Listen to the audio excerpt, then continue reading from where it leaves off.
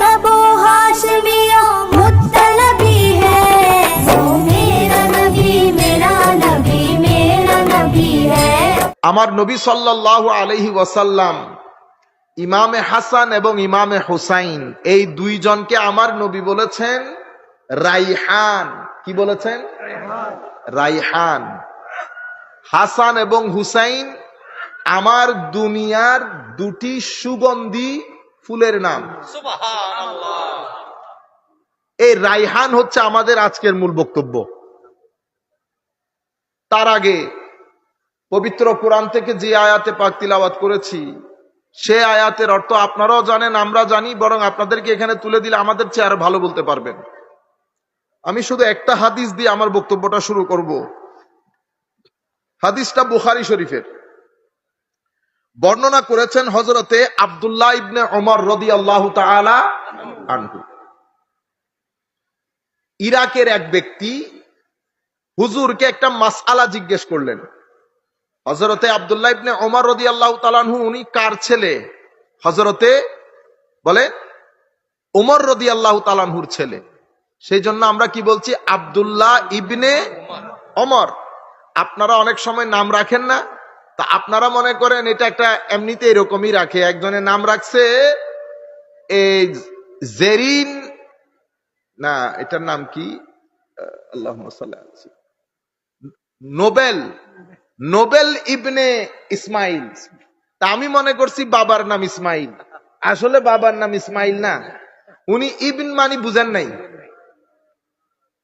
এখন আমাকে বলতেছে হুজুর, একজন হুজুর ডাকছি তো নাম রাখার জন্য, আপনি কাপড়ে চুপরে আমাদের মতো হুজুর হইলে হবে না। এখন আমরা কি কাপড়ে চুপরে হুজুর? যদি কাপড়ে চুপরে হুজুর হয় তো আলে বাইতে রাসূলের শান জবান দিয়ে বের হবে না। কাপড়ে চুপরে হলে ভিতরে বাইরে ফিটফাট হতে হবে। বুঝতে পেরেছেন? ভিতরে বাইরে যখন ফিটফাটের দুনিয়া ছিল তখন আমাদের মাহফিলের স্লোগানও ভিন্ন ছিল, নারায়ে তাকবীর, নারায়ে রিসালাত, অতঃপর নারায়ে হায়দারি। নারায়ে হায়দারি ছিল যখন আমরা ভিতর বাহির ফিটফাট ছিলাম। কিন্তু আমরা যখন আস্তে আস্তে কাপড়ে চুপরে হয়ে যাচ্ছি, তা আমাদের এই স্লোগানগুলো কি হয়ে যাচ্ছে? আস্তে আস্তে তো এখন নারায়ে তাকবীর পর্যন্ত এসে ঠেকেছি, নারায়ে রিসালাত আর বলতে চাই না। সম্মানিত উপস্থিতি, যাই হোক আমি ওদিকে না যাই, কথা আবার অন্যদিকে চলে যাবে, সময় খুব সংক্ষিপ্ত, হুজুরও যেহেতু এসে গেছেন। তো উনি জিজ্ঞেস করতেছেন, হুজুর এহরাম অবস্থায় কোন মশা মাছি মারা যাবে কিনা? দেখছেন নি অনেক বড় মুত্তাকি না? হাদিসে পাকের মধ্যে বলা হচ্ছে, আচ্ছা আমি বলতে চেয়েছিলাম আব্দুল্লাহ ইবনে ওমর, ওমরের ছেলে আব্দুল্লাহ, এটা শিখে ফেলেন, এই ভুল যেন আপনারা না করেন। তো এখানে আরব বিশ্বের মধ্যে নাম এভাবে প্রচলিত, অমুকের ছেলে অমুক, তো ইবিন হয়, আর যদি মেয়ে হয় বিনতে ব্যবহার হয়, ফাতেমা বিনতে রাসূলিল্লাহ সাল্লাল্লাহু আলাইহি ওয়াসাল্লাম, মানে আমার নবীর কন্যা ফাতেমা। তো হযরতে ওমর রাদিয়াল্লাহু তাআলা আনহুর ছেলে আব্দুল্লাহ, বর্ণনাকারী উনি হযরতে আব্দুল্লাহ ইবনে ওমর ইবনুল খাত্তাব রাদিয়াল্লাহু তাআলা আনহুমা। আমি আপনাদেরকে বলতে চাচ্ছিলাম, এই যে ভদ্রলোক এসে জিজ্ঞেস করতেছেন কি, ফাকাল আহলুল ইরাক ইয়াসআলুনা আনিজ যুবাব, অন্য রিওয়ায়াতের মধ্যে এসেছে আনদামিল বাউদ। তো হযরতে আব্দুল্লাহ ইবনে ওমর জিজ্ঞেস করতেছেন, মিনাইনা আনতা, তোমার দেশের বাড়ি কই? সে বলছে আমি মিনাহালিল ইরাক অথবা মিনাল ইরাক, আমার বাড়ি ইরাকে। হযরতে আব্দুল্লাহ ইবনে ওমর রাদিয়াল্লাহু তাআলা আনহু বলছেন, দেখো ইরাকিদের অবস্থা, তোমরা দেখো ইরাকিদের অবস্থা। এটা আমার শব্দগুলার দিকে না গিয়ে আমার ইমোশনটা বুঝার চেষ্টা করেন। হযরত আব্দুল্লাহ ইবনে ওমর যেই ইমোশনটা, শব্দ না, যেই ইমোশনটা উম্মতকে ট্রান্সফার করতেছে, ফিলিংটা, ওই ফিলটা নেন। হযরত আব্দুল্লাহ ইবনে ওমর বলতেছেন, দেখো এই ইরাকিদের অবস্থা।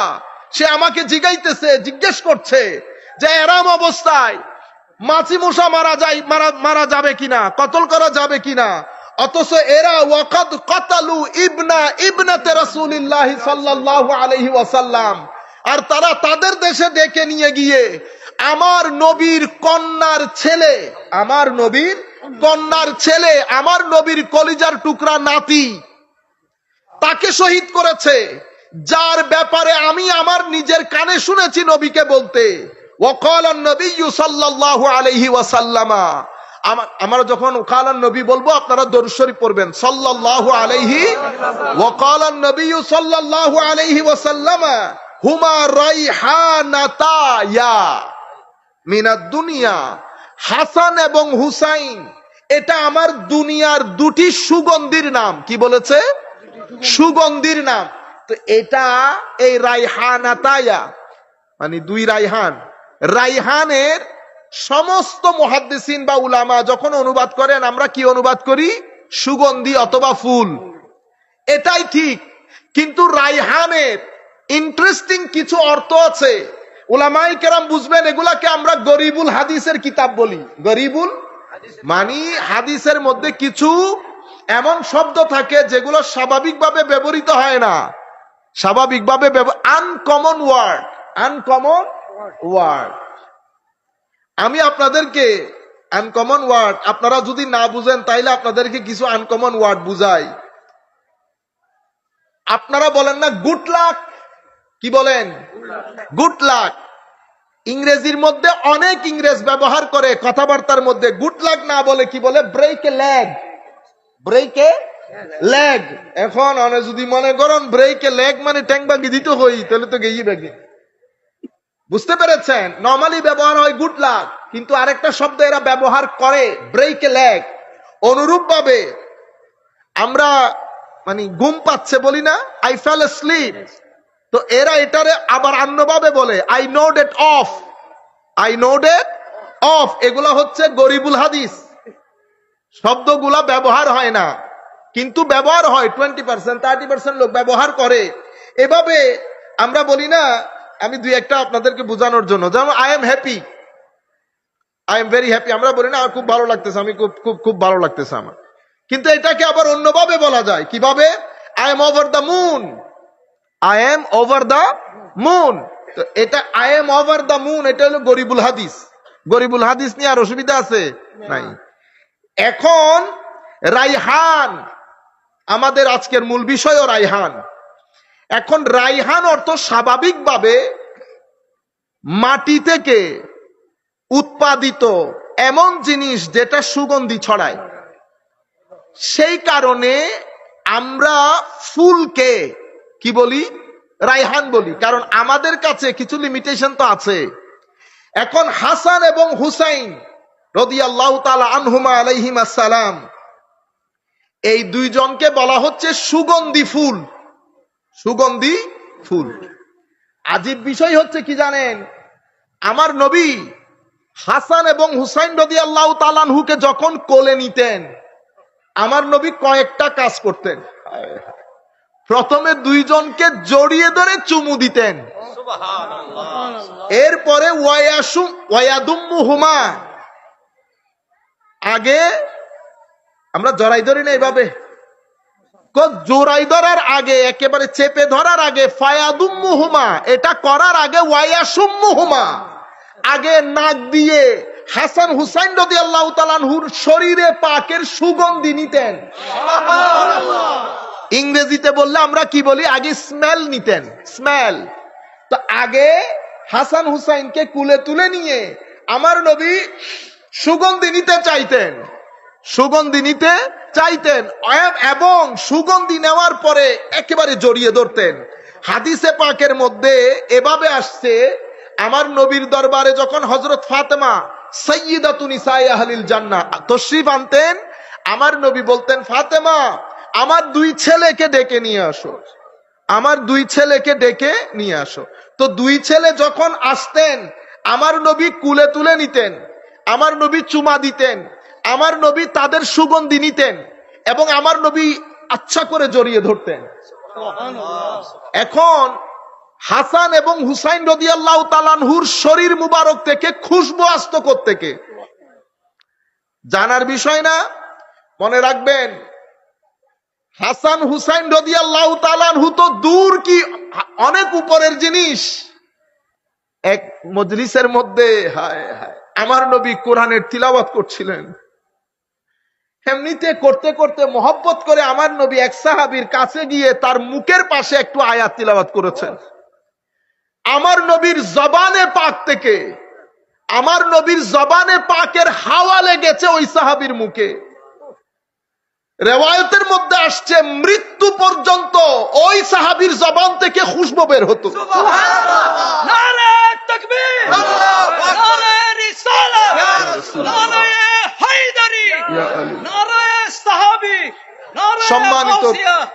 আমিন। সম্মানিত উপস্থিতি, আমি বলতে চাচ্ছি এক ঘরের মধ্যে হায় হায় আমার নবীর কিছু ঘাম মুবারক রাখা হয়েছে।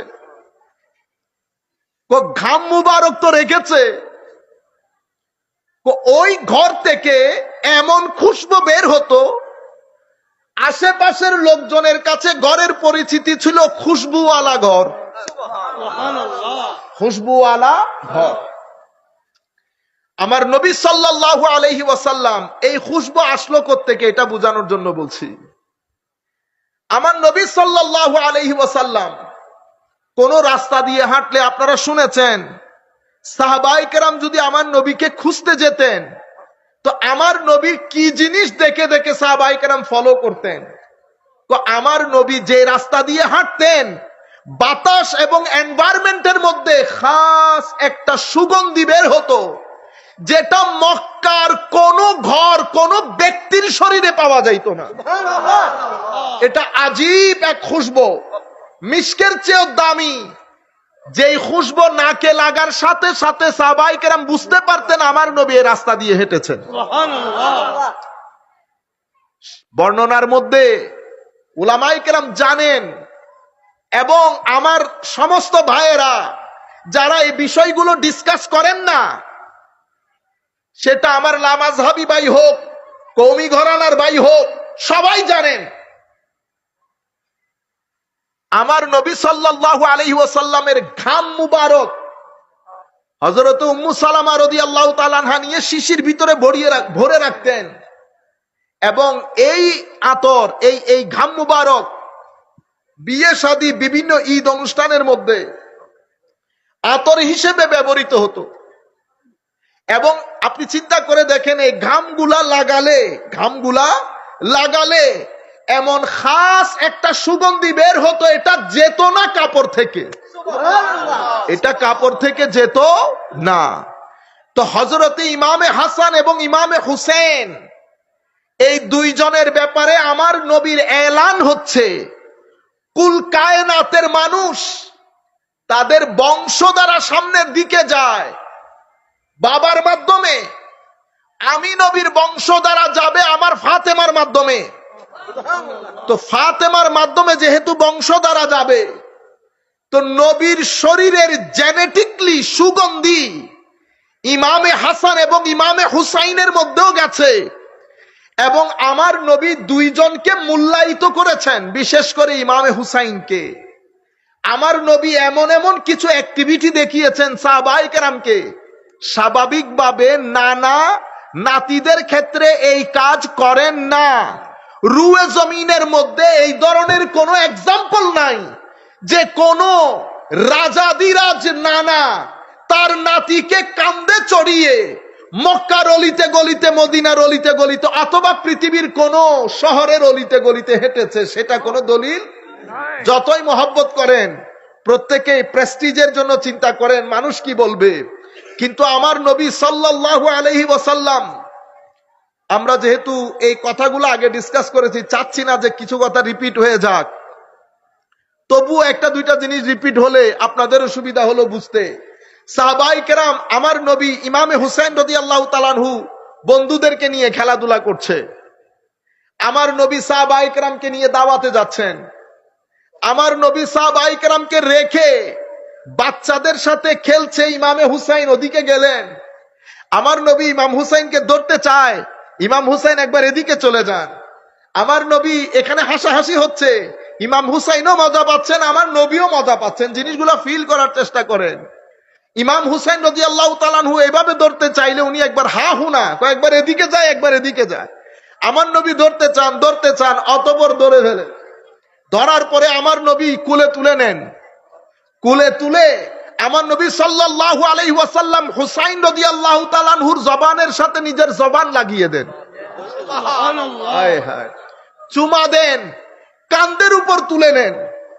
তুলে নিয়ে কি বলেছেন জানেন? আল্লাহ, আমি আমার হুসাইনকে মহব্বত করি, তুমিও মহব্বত করো, তাদেরকে মহব্বত করো যারা হুসাইনকে মহব্বত করে। এভাবে এই রং, এই ঢং হাসান এবং হুসাইন আলে বাইত রাসূলের ক্ষেত্রে আমার নবীর বর্ণনার এই রং ঢং, ধরন, ধাঁচ, আন্দাজ, গতি, প্রকৃতি, আকৃতি, ম্যানার, ওয়ে, মেথোডোলজি, যে আন্দাজে আমার নবী এই ওনাদেরকে তুলে ধরছেন, এটা অন্য কোন জায়গায় আর নজরে আসে না। রাইহানা। তাই এখন আপনারা বুঝতে পেরেছেন, নবীর সুগন্ধি ইমামে হাসান এবং ইমামে হুসাইনের মধ্যে গেছে, সেই কারণে তুলে নিলে আমার নবীর সুগন্ধি নিতে চাইতেন হাসান হুসাইনের। আবার দুইজন মিলে দেখতে অবিকল আমার নবীর মতো ছিল। একজন উপরের দিক থেকে, একজন নিচের দিক থেকে। হযরতে আবু বকর সিদ্দিক রাদিয়াল্লাহু তাআলা আনহু ইমাম হযরতে আলীকে বলছেন, আলী, এগুলা একটাও কিন্তু তোমার মতো হয় নাই, দেখতে এগুলা আমার নবীর মতো। হযরত আলীও মুস্কি মুস্কি হাসতেছিলেন, মুস্কি মুস্কি হাসতেছিলেন। সম্মানিত উপস্থিতি, রাইহান মানি সুগন্ধি, জমিন থেকে উঠা সুগন্ধি ফুল, আপন জায়গায় ঠিক আছে। আমি বলেছি না গরিবুল হাদিস, গরিবুল হাদিস বোঝানোর জন্য আপনাদেরকে বলেছি যে আনকমন শব্দ, সেগুলার অর্থ কিতাবের মধ্যে বর্ণিত হয়েছে। সেই জায়গা থেকে আমি খুব বেশি না, 4-5টা অর্থ আপনাদের সম্মুখে তুলে ধরবো, যাতে আমাদের মজলিসের সাথে একটা যুগসূত্র রচিত হয়। তো রাইহানের গরিবুল হাদিসের কিতাবের মধ্যে 5টা অর্থ বর্ণিত হয়েছে। কয়টা অর্থ? 5টা। একটা, রাইহান মানে হচ্ছে আউলাদ। রাইহান মানে কি? আউলাদ। আউলাদ মানে তো আপনারা বুঝতেছেন। আরেকটা রাইহানের অর্থ হচ্ছে রাহাত। রাহাত মানে শান্তি, অন্তরের প্রশান্তি। আবার রাইহান শব্দের এটা 3 নাম্বার অর্থ, আপনারা বুঝতে পেরেছেন। রাইহান শব্দের আরেকটা অর্থ হচ্ছে রহমত। তাইলে ফুল, আউলাদ, রাহাত, রহমত। আমাদের যে মূল টপিক হবে সেটা রিজক। রাইহান শব্দের গরিবুল হাদিসের কিতাবের মধ্যে রাইহান শব্দের একটা অর্থ বর্ণিত হয়েছে। প্রায় অলমোস্ট সমস্ত আইম্মা যারা গরিবুল হাদিসের উপর কিতাব লিখেছেন তারা এই অর্থ বর্ণনা করেছেন। সেটা কি? রাইহান মানে হচ্ছে রিজক। অনারা রিজিক খন্দের রিজিক, রিজিক। এখন রিজক মানে কি? রিজক মানে ওই জিনিস রিজক যেটার মাধ্যমে আপনার উপকার সাধন হয়। যদি এখন বেটাও আমার রিজিক, আমার ছেলে আমার রিজিক, কখন? যখন আমার ছেলের মাধ্যমে আমার উপকার সাধন হবে। আমি করেছি স্কুল, মসজিদ, মাদ্রাসা। আমি দুনিয়া থেকে চলে যাওয়ার পরে আমার ছেলে যদি এগুলার দায়িত্ব না নেয় তাহলে তো আমার রিজিক হইল, কারণ আমার কোনো উপকার হয় নাই। কিন্তু আমি দুনিয়াতে থাকতে থাকতে আমার ছেলে যখন এগুলার দায়িত্ব নিয়ে নেবে তো কি হয়ে গেল? এটা আমার রিজিক হয়ে গেছে, আমার রিজিক হয়ে গেছে, কারণ আমি তার মাধ্যমে উপকৃত হচ্ছি, উপকার সাধন করছে সে আমার। তাইলে গরিবুল হাদিসের কিতাবের মধ্যে রাইহানের অর্থ পাইলাম। আপনারা আবার আমাকে বড় আলেম মনে করিয়েন না, এগুলা আমরা আমার শেখের কাছে, উস্তাদের কাছে বসে বসে যেগুলা শিখছি, ইন নকল মারি দিদি গরিবুল হাদিসের কিতাবুন হনাই নো দেখি নফরিন হনাইছে গইতাম গে দিন ওরে, কিন্তু রেফারেন্স সব আছে, কিতাবগুলো দেখছি। কিন্তু অনরা আবার মনোনগুজুন মার মাউজুর এত বড় বড় ইল্লে আনকমন আনকমন কিতাব না ইল্লে কিছু নো আর উজুর তুনুনি এনে কপি পেজ মারি দিদি তোর ভাই না।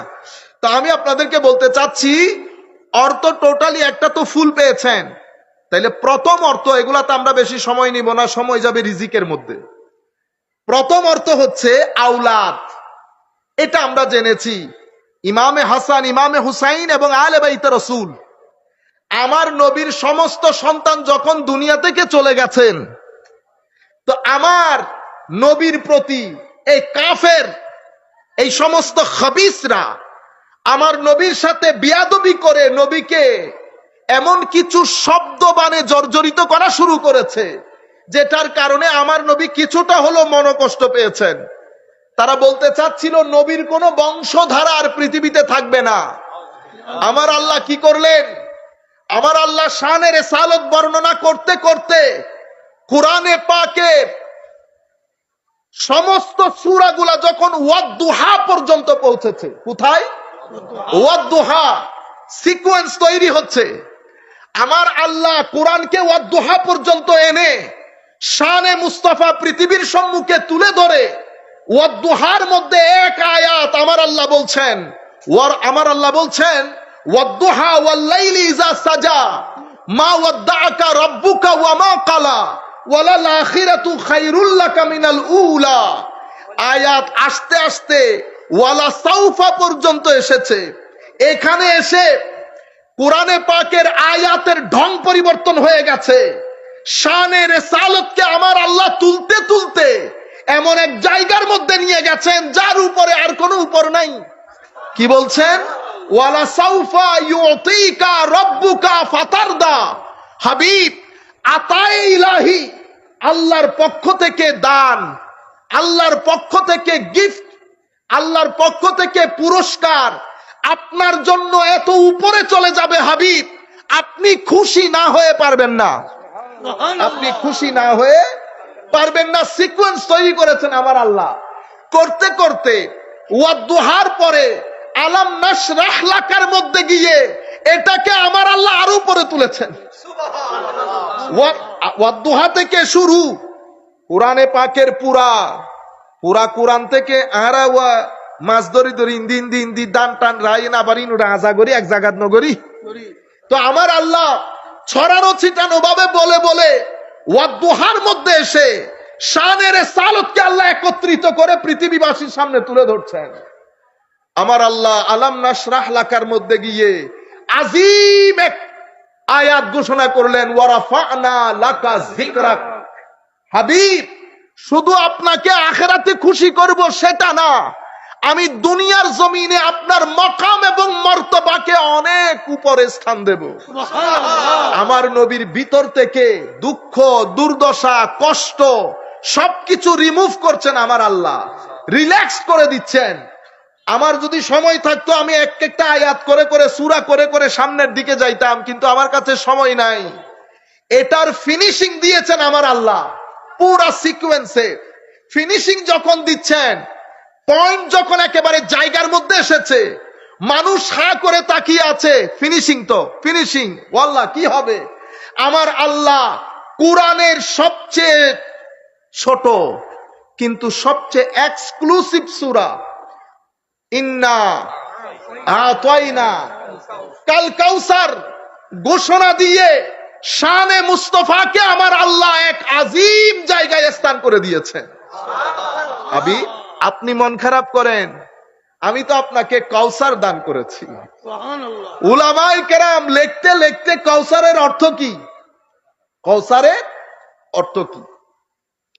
কাউসারের সামনে দুইটা মাইন্ডসেট, একটা মাইন্ডসেট খারেজি মাইন্ডসেট, আর একটা মাইন্ডসেট এশকি সুন্নি আনা মাইন্ডসেট, যারা ভিতরে মহব্বত রাখে। খারেজি মাইন্ডসেট, কাউসার মানি ওনারা জান্নাতের ওই স্রোতস্বিনী, যেটাকে জান্নাতের মধ্যে কাউসার নাম দেওয়া হয়েছে, একটা হ্রদ, লেক, ঝর্ণাধারা, যেখান থেকে আমার নবী পানি পান করাবেন কিয়ামতের ময়দানে। রিওয়ায়াতের মধ্যে এসেছে। আমরাও বলছি হ্যাঁ ওইটা, কিন্তু শুধুই ওইটা নয়। যদি শুধুই ওইটা হয় তো আমার নবীর গুলাম যারা, আমার নবীর গুলাম যারা, যেই সমস্ত লোক যাদেরকে আমরা আল্লাহর ওলি বলি, যারা খৌফে খুদা, আল্লাহর ভয়কে অন্তরে ধারণ করে, আমাদের মধ্যে শুধু বকওয়াস করে না, আমরা তো হচ্ছি কলকলাতুল লিসান, শুধু বক বক করে মানুষকে আল্লাহর খৌফের কথা শোনায়, কিন্তু আমাদের ভিতরে যদি যা শোনায় তার 3 ভাগের 1 ভাগের 10 ভাগের 1 ভাগের 3 ভাগের আধা ভাগ থাকতো, তাইলে বাংলাদেশ পরিবর্তন হয়ে যেত। আমি আমাদের ভয়ের কথা বলতেছি না, মাফি দে আল্লাহ। আল্লাহর ওলিরা আমরা যে রাস্তা দিয়ে হাঁটি ওই রাস্তা দিয়ে হাঁটবেও না। সম্মানিত উপস্থিতি, সেই কারণে আমাদের মানুষ আল্লাহর ওলি বুঝে না এখন, কারণ সে আল্লাহ আমার দিকে তাকায়।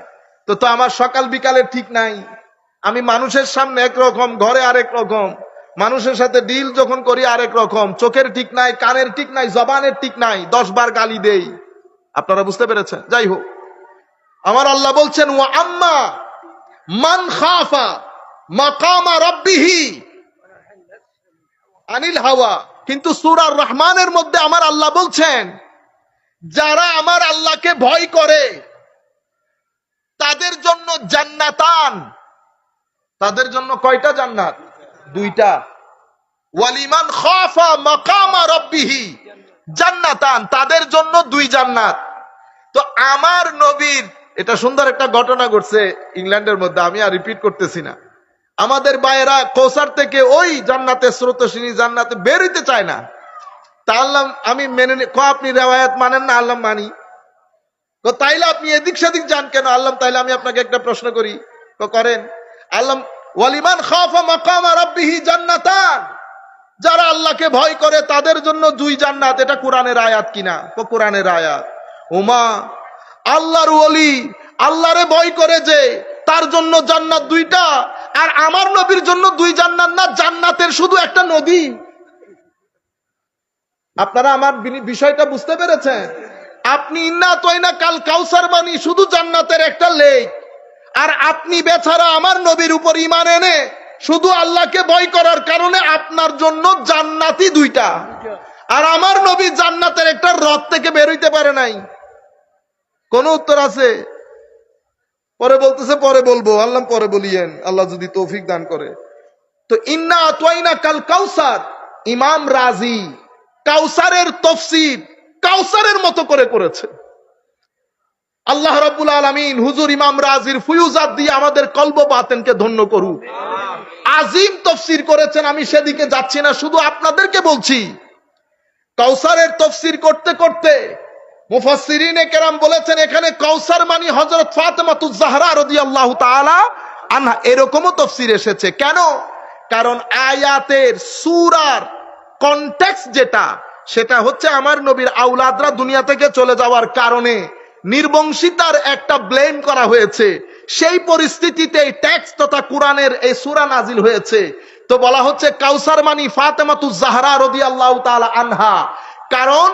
কারণ হচ্ছে আমার নবীর এই কন্যার মাধ্যমে, এক কন্যার মাধ্যমে কুল কায়নাতের মধ্যে 1300-1400 বছর অতিক্রম হয়ে গেছে। পৃথিবীর যেই প্রান্তে যাবেন যান, শরীয়তের খেদমত, তরিকতের খেদমত, মারিফতের খেদমত, তাফসীরের খেদমত, ইলমে হাদিসের খেদমত, তাসাউফের খেদমত যারাই করেছে বেশিরভাগ আলে বাইতে রাসূল। সুবহানাল্লাহ। বেশিরভাগ আলে বাইতে রাসূল। রাইহানের অর্থ কি পাইলেন? আওলাদ। কেমন আওলাদ? আমার এই হাসান এবং হুসাইন দুনিয়ার জমিনে আমার আওলাদের সমুদ্র বইয়ে দেবে, আমার আওলাদের সমুদ্র বইয়ে দেবে। এখানে আজকের অনুষ্ঠানের প্রধান মেহমান যিনি, উনিও কি হাসানি এবং হুসাইনি। আমাদের জামেয়ার বাণী সৈয়দ আহমদ শাহসিরি কোঠি কে? আলে বাইতে রাসূল না, আওলাদের রাসূল না।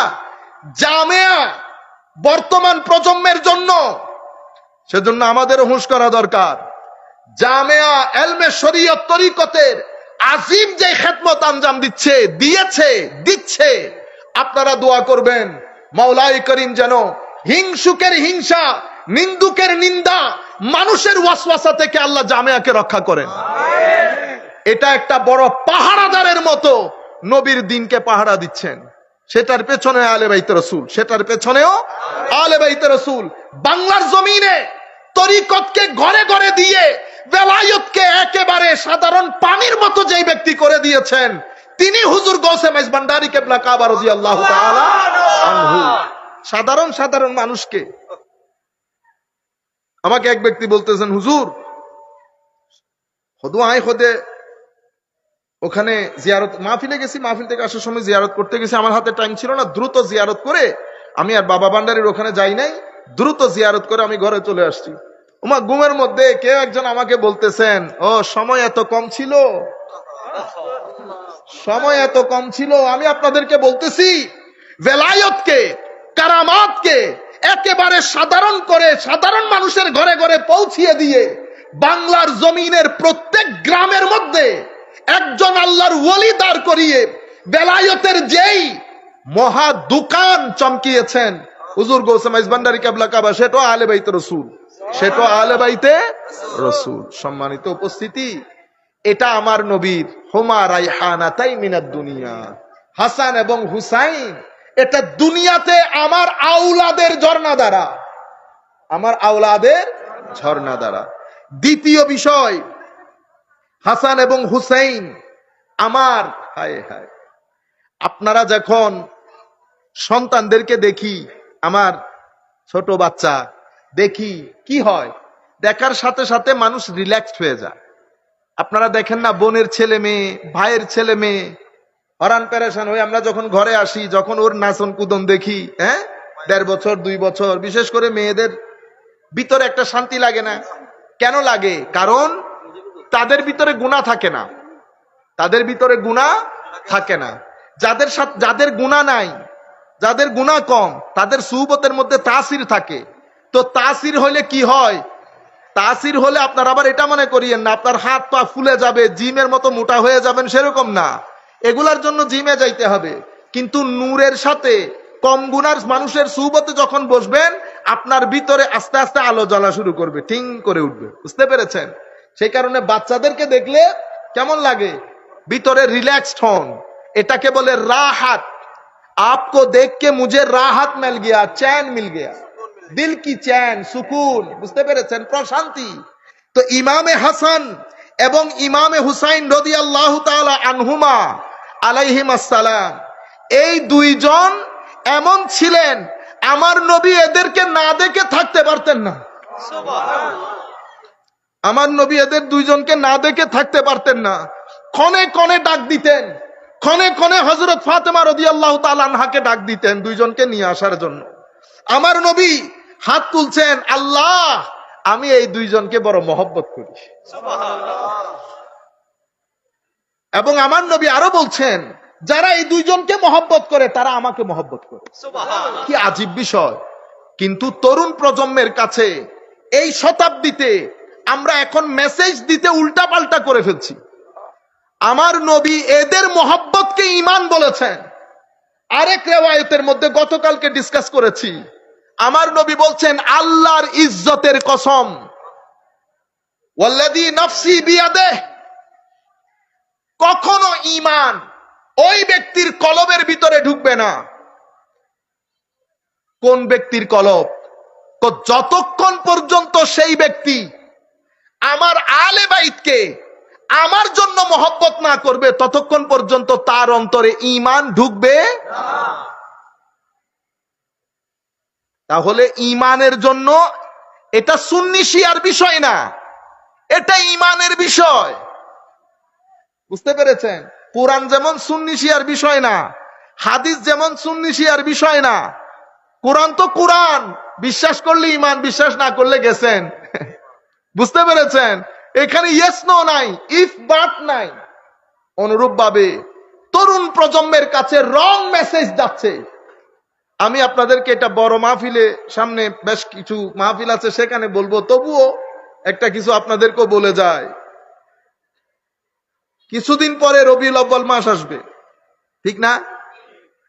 মাস আসার আগে আমাদের একটা পক্ষ থেকে এটা বেদাত বেদাত বেদাত বেদাত বেদাত একটা ধোঁয়া উঠবে। লক্ষ লক্ষ ফেসবুকের অ্যাকাউন্ট খোলা হবে, লক অ্যাকাউন্ট। কি অ্যাকাউন্ট? লক। আল্লাহ পাক জানে তাদের আইডেন্টিটি কি। আল্লাহর দরবারে দোয়া করি আল্লাহ যেন তাদেরকে পরিচিতি দান করেন। ওখান থেকে ছবিগুলা খুব সুন্দর, ছবিগুলা কখনো আলা হযরতের মাজারে পাকে, কখনো মাইজ ভান্ডারের। আমার ভাইয়েরা বুঝেনও না। একজন আমাকে বলতেছে, হুজুর এক সুন্নি জামেয়ান আমাদেরকে গালি দিয়েছে। কোথায় দিয়েছে? ফেসবুকে। কেমনে বুঝলেন সে জামেয়ান? হুজুর ফেসবুকের যেই এটা কি বলে আইডির মধ্যে ছবি আলা হযরতের, সরি জামেয়ার সবুজ গম্বুজ। আচ্ছা, কোন ব্যক্তি আছে? কোন ব্যক্তির তো ছবি নাই। আইডি খোলা না লক করা? হুজুর লক করা। তো আপনি কেমনে বুঝলেন এটা জামেয়ার ছবি? তো জামেয়ার ছবি তো এটাই তো আমাদের কাজ। মুনাফেকদের কাজ তো এটা ভাইয়ে ভাইয়ে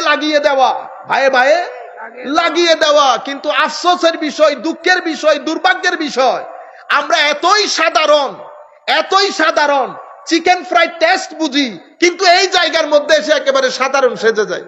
কিছু বুঝে আসতেছে না আমাদের। এই সমস্ত আইডি গুলা থেকে ধারাবাহিকভাবে মিলাদুন নবীর বিরুদ্ধে বলা হবে। আপনারা কি করবেন? আমরা কি করব? যারা বক্তব্য দেই, প্রথম রবিউল আউয়াল থেকে শুরু করে 30 রবিউল আউয়াল পর্যন্ত ধারাবাহিকভাবে বক্তব্য দেব। রবিউল আউয়াল জায়েজ, রবিউল আউয়াল জায়েজ, রবিউল আউয়াল জায়েজ। এশকে রাসূলের বাণী, আমার নবীর আদর্শ, কোরআনের তালিমাত, কোরআনের অন্যান্য সূরাগুলা কেটে কেটে একাকার। আমরা কোরআনের সূরাগুলা পর্যন্ত আসতে পারি নাই। 114টি সূরার মধ্যে বেশিরভাগ সূরা আনটাচড রয়ে গেছে, টাচই করতে পারি নাই। আমার কবরের ডাক চলে এসেছে। আমি একটা খোলা যুদ্ধ ঘোষণা করেছি। আবার আমরা মানুষকে বুঝাই আকীদার কথা বলতে হবে। ও ভাই, আল্লাহর ওয়াস্তে ঘরে বসে ছেলেদেরকে নিয়ে, যারা আপনার ছেলেপুলে কলেজ বিশ্ববিদ্যালয়ে পড়ে, মাদ্রাসার ছেলেরা এতটুকু বুঝবে না। কলেজ বিশ্ববিদ্যালয়ে যারা পড়ে এবং মাদ্রাসায় যারা ভালো ছাত্র, তাদেরকে নিয়ে বসেন, অ্যানালাইজ করেন বাংলাদেশে মানুষ কয়জন, টোটাল পপুলেশনের মধ্যে কয় পার্সেন্ট লোক মাদ্রাসায় পড়ে। আপনার বক্তব্যগুলো, আমার বক্তব্যগুলো বাংলাদেশের কয় পার্সেন্ট মানুষ শুনে।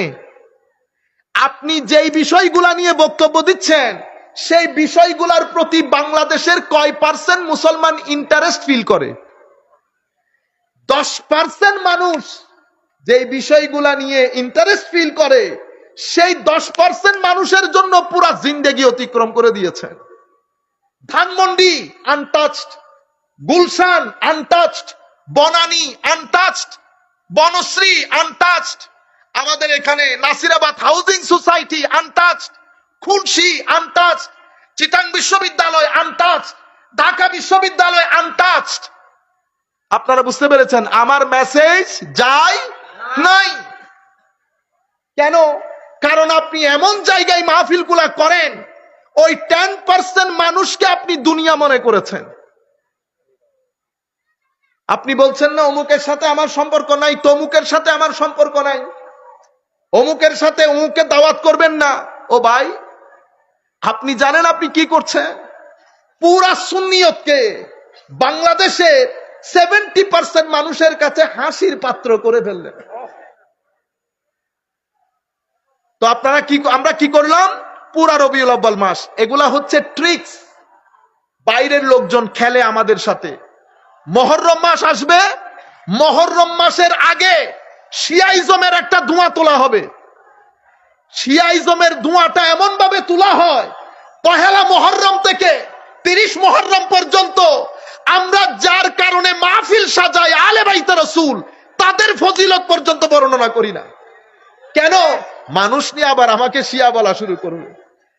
এটাকে বলয় বলে। কি বলে? বলয়। আপনি এমন এক বলয় তৈরি করেছেন, সেই এটা বলয় শুধু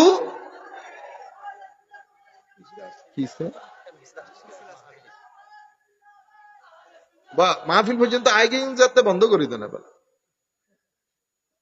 মাহফিলের গন্ডির ভিতরে ঢুকলে বেটা আর এগুলা করবেন না, ডিস্টার্ব হয়। সম্মানিত উপস্থিতি, আমি আপনাদেরকে যেটা বলতে চাচ্ছি সেটা শুধু আমাদের যে ধর্মীয় প্রাঙ্গণে হয়েছে তা না। আপনি ব্যাংকে যান, স্কুলে যান, হসপিটালে যান, হসপিটালের মধ্যে একটা পরিচালনা পর্ষদ আছে না, তো দেখবেন যে ওখানে দুইজন ভালো পড়ে গেছে, আরেকগুলা সবাই মিলেমিশে খায়, মিলেমিশে, মালিক যেহেতু দুবাই, মালিক বাইরে, মিলেমিশে খায়। পুরা হসপিটালের মধ্যে এমন মাহৌল তৈরি করা হয়, কেউ ভয় ওই দুইজনের নাম নেয় না। কেন? ওই দুইজনের নাম নিলে বুখারী শরীফের দাওয়াত বন্ধ হয়ে যাবে। মানে ওই দুইজনের নাম নিলে হসপিটালের মধ্যে আপনি কোনটাসা হয়ে যাবেন, কোনটাসা, এটাকে বলয় বলে। এই বলয়টা রাজনীতির মধ্যে হয়। আমাদের ছেলে যারা ছাত্রলীগ, ছাত্র বিভিন্ন দল করে, এদেরকে জিজ্ঞেস করেন, এরা আমার চেয়ে ভালো বলতে পারবে বলয় কাকে বলে। এই জায়গাটা এখানে তৈরি হয়। মুহররম মাস আসবে, মুহররম মাসের 15 দিন আগ থেকে একটা ধোঁয়া ওঠা হবে, আহলে বাইতে, আহলে বাইত শিয়া, অমুক শিয়া, আহলে বাইত রাসূলের কথা বললে শিয়া, শিয়াইজম বেড়ে গেছে, শিয়াইজম বেড়ে যাচ্ছে, শিয়াইজম ঢুকে যাচ্ছে। আপনারা বুঝতে পেরেছেন? এরপরে প্রোগ্রামও বেড়ে যাচ্ছে। প্রোগ্রাম 3টা 4টা, প্রোগ্রাম কয়টা? 3টা 4টা। কিন্তু একেবারে অনলাইনের মধ্যে অবস্থা খারাপ। আমাদের এত ভালো ভালো বক্তব্য পৃথিবীবাসী শুনতে পায় না। কোন কোন কোণার মধ্যে আপনি ঈদে গদিরে খুম পালন করেছেন, সেটা আমেরিকা থেকে শুরু করে স্ক্যান্ডিনেভিয়ান কান্ট্রি পর্যন্ত ছড়িয়ে গেছে। এগুলা ছড়িয়ে দেওয়ার মানুষ আছে, ছড়িয়ে দেওয়ার মানুষ আছে। মনে রাখবেন, সলফে সালেহিনে উম্মতের যেই মেথড, যেই প্রক্রিয়া, সেটার এক বিন্দু বাইরে আমরা যাব না। মাওলা আলী আলাইহিস সালামের বেলায়ত আমাদের মাথার উপর, কিন্তু এটার জন্য ঈদে গদিরে খুম পালন করা সেটা শিয়াদের অনুষ্ঠান। আমরা ওই অনুষ্ঠান করব না, শিয়ারা শিয়াদের অনুষ্ঠান করুক। আমরা কি মারতে গেছি ওখানে কাউকে? ইন্না লিল্লাহি ওয়া ইন্না ইলাইহি রাজিউন। কোন ফেরকার ভিতরে আপনি যখন কথা বলবেন, মানুষের মধ্যে ঘৃণার চাষাবাদ করবেন না। কেন? শিয়াদের যারা তরুণ প্রজন্ম, আমাকে একজন বলছে, হুজুর আপনি বাই বললেন, এত সফট নিয়ে কথা বলেন কেন? আমি বললাম, দেখেন আপনারাও বুঝেন জিনিসটা। শিয়াদের যারা তরুণ প্রজন্ম, খারেজি ওয়াহাবি গরানাতে যারা জন্মগ্রহণ হয়েছে, তরুণ প্রজন্ম, কলেজে পড়ে, ইউনিভার্সিটিতে পড়ে, তারা আসল ধর্ম জানার দরকার আছে না? এখন এই দুইজন জন্মের পর থেকে শুনতেছে আমরা বেদাতি, আমরা, তো তাদের ভিতরে ঘৃণার জন্ম হয় নাই? আমার নবী বলছেন, আল্লাহ 3টা জিনিস তোমাদের জন্য পছন্দ করেন, 3টা জিনিস তোমাদের জন্য অপছন্দ করেন। যে 3টা জিনিস অপছন্দ করেন, সেটার প্রথম জিনিস হচ্ছে তোমরা বিভিন্ন দলে উপদলে বিভক্ত হয়ে যেও। আমার আল্লাহ কোরআনে পাকের মধ্যে ঘোষণা করছেন, ওয়ালা তাকুনু কাল্লাযিনা তাফাররাকু ওয়াখতালাফু। ইহুদি নাসারাদের মতো হয়ে যেও না, বিভিন্ন দলে উপদলে বিভক্ত হয়ে যেও না। আমরা উম্মতে মুসলিমা, আমাদের উস্তাদ ডক্টর আলী জুমা, পৃথিবী বিখ্যাত উলামায়ে কেরাম চেষ্টা করতেছেন ফেরকাগুলাকে কাছে নিয়ে আসা যায় কিনা। আমি আজকেও ইতপূর্ব শুনেছি, বক্তব্য আবার আরেকদিকে চলে যাচ্ছে, শিয়াদের মধ্যে অনেক দল উপদল আছে। শিয়াদের মধ্যে অনেক দল উপদল গুলা, শিয়ার মেইন স্ট্রিম শিয়ারা তাদেরকে মুসলমানও মনে করে না। আপনি তাদের কথা এখানে টেনে আনবেন না। আমি আজকে এক আলেমকে, আমাদের সম্মানিত আলেমকে বলতে শুনেছি, ফেরকা শিয়াদের মধ্যে একটা ফেরকা আছে, এটাকে আমরা বলি ফেরকা গোরাবিয়া। গোরাবুন মানি কাক। তো তারা কি? তারা বলে জিবরিল আমিন ওহী নিয়ে আসতেছিলেন হযরত আলীর কাছে, কিন্তু আমার নবীর সাথে হযরত আলীর সাদৃশ্য এমন, ভুল করে আমার নবীর কাছে চলে এসেছে। তো এই ফিরকাদেরকে মেইন স্ট্রিম শিয়া যারা, তারা মুসলমান মনে করেন না। তো তাদেরকে আমরা কি বলি? গুলাত। আমাদের যারা ফেরকার কিতাব লিখেছেন উলামায়ে আহলে সুন্নাত, ওনারা বলেন এরা হচ্ছে গুলাত, সীমা লঙ্ঘনকারী। এরা কেউ মুশরিকানা আকীদায় বিশ্বাসী, কেউ কাফেরানা আকীদায় বিশ্বাসী। মেইন স্ট্রিম শিয়ার সাথে উলামায়ে কেরাম চেষ্টা করতেছেন কাছে। কাছে কেন? কারণ তরুণ প্রজন্মকে যদি আপনি আমার দিনটা শিখাইতে চান, তো আমি বন্ধুত্ব না করলে সে আমার কথা শুনবে? বন্ধুত্ব করতে হবে না। তো বন্ধুত্ব যদি না করি, আমি বলতেছি ভাই আপনি আমাকে ভুলে যান, মনে করেন যে আমি নন মুসলিম, তবু আপনি আমার কথাটা তো একবার শুনেন। আমি কি মনে করি, এটা আমি আমার বাস্তব জীবনে, যেহেতু বাইরে পড়ি, প্রচুর লোক একসাথে থাকে, আপনি হযরত আলী, মাওলায়ে আলীকে আপনি মানেন না। আমি বলতেছি যতটুকুন আপনি মানেন, আপনার মানা যেখানে শেষ বেটা সেখানে আমার মানা শুরু। কি বললি তুই মাওলায়ে আলীকে না মানি? মাওলায়ে আলীকে যদি না মানি তো আমার দিন ধর্মের মধ্যে বেঁচে রইল কি আর? তখন সে বলতেছে শখ, ও বলতেছে আমাকে হ্যাঁ শৌখিন আপনি, আপনারা আলী রাদিয়াল্লাহু তাআলা আনহুকে তো মানলে কেমন মানেন? আল্লাহ যেমন মানা দরকার, যেমন মানা দরকার। এ বন্ধুত্ব হইল না। এখন শুরুর দিক থেকে যদি আমরা ঘৃণার ছড়াছড়ি করি, আমি চাচ্ছি ঘৃণার ছড়াছড়ি বন্ধ হোক। ইলম এবং তাকওয়া নিয়ে সামনে এগিয়ে যান, ইলম এবং তাকওয়া নিয়ে সামনে এগিয়ে যান। আমার নবীর দ্বীনের বার্তা, সুফিয়ায়ে কেরামের দ্বীনের বার্তা মানুষের মধ্যে প্রচার করেন। সুফিয়ায়ে কেরামের তর্জ তরিকা এত সফট, এত কনভিন্সিং, এত হিকমতওয়ালা, সেই কারণে পৃথিবীর জমিনে এক এক সুফি যত মানুষকে ইসলাম কবুল করিয়েছে, কুল কায়নাতের মুসলমানরা পলিটিক্স করে দুইজন মানুষকে ইসলাম কবুল করাইতে পারে নাই। আপনারা বুঝতে পেরেছেন? তো আমি আপনাদেরকে বলতে চাচ্ছিলাম, এটা একটা মাইন্ডসেট, এটা একটা মাইন্ডসেট। মাইন্ডসেটের উপর আমাদের আলোচনা পরবর্তীতে হবে ইনশাআল্লাহ। আমি শুধু আপনাদেরকে বলইটা বোঝানোর জন্য আমরা বক্তব্য সংক্ষিপ্ত করি। বলইটা এই যে এখন আসছে, শুরু করে দিয়েছে, শিয়া শিয়া ছড়িয়ে যাচ্ছে ছড়িয়ে যাচ্ছে ছড়িয়ে যাচ্ছে। আবার এই প্রোগ্রামগুলা, এগুলো আবার আমাদের এখানে, আপনি যদি আবার চট্টগ্রামের বাইরে যান খবর নাই। আপনারা বুঝতে পেরেছেন? পরবর্তীতে আমরা কি করলাম, মাহে মুহররমের প্রোগ্রাম শুরু হলো। আমি প্রত্যেক দিন রাতে গিয়ে বাংলাদেশে যেখানে যেখানে শুহাদায়ে কারবালার মাহফিল হচ্ছে, আমি চেষ্টা করে দেখি কে কি বলছে না বলছে। ইন্না লিল্লাহি ওয়া ইন্না ইলাইহি রাজিউন। ম্যাক্সিমাম মাহফিলের মধ্যে আমরা আলে বাইতে রসুলের জিকির করতে ভয় পাচ্ছি বলয়ের কারণে। কিসের কারণে? কেউ কেউ তো এমন দেখেছি, দুইটা হাদিস আলে বাইতে রসুলের শানে বলার পরে সাহাবায়ে কেরামের দিকে দৌড় দিচ্ছে। আপনারা বুঝতে পেরেছেন কেন? ভিতরে ভয় ঢুকে গেছে। আরে আমি যখন শানে সিদ্দিক আকবর বলবো তো দুনিয়া হা করে তাকিয়ে থাকতে হবে যে আমার নবীর উম্মতের মধ্যে আল্লাহ একজনকে বানিয়েছেন যিনি সিদ্দিকে আকবর। যখন আমি সিদ্দিকে আকবর বলবো, সিদ্দিকিয়তের সমুদ্রের মধ্যে তুফান বয়ে বেড়াবে। যখন আমি শানে ফারুকে আজমের শানে কথা বলবো, ফারুকিয়তের তুফান চলবে। যখন আমরা উসমানে জিন্নুরাইনের শান বলবো, তখন সেটা আলোক দুনিয়া হবে। আমরা একজনের কথা বলতে গিয়ে আরেকজনের ব্যাপারে ভয় পাচ্ছি কেন? শানে বেলায়তে আলী বলা, এটার মানে কি শানে সিদ্দিকিয়তে আবু বকর সিদ্দিক রাদিয়াল্লাহু তাআলা আনহুর শানকে খাটো করা?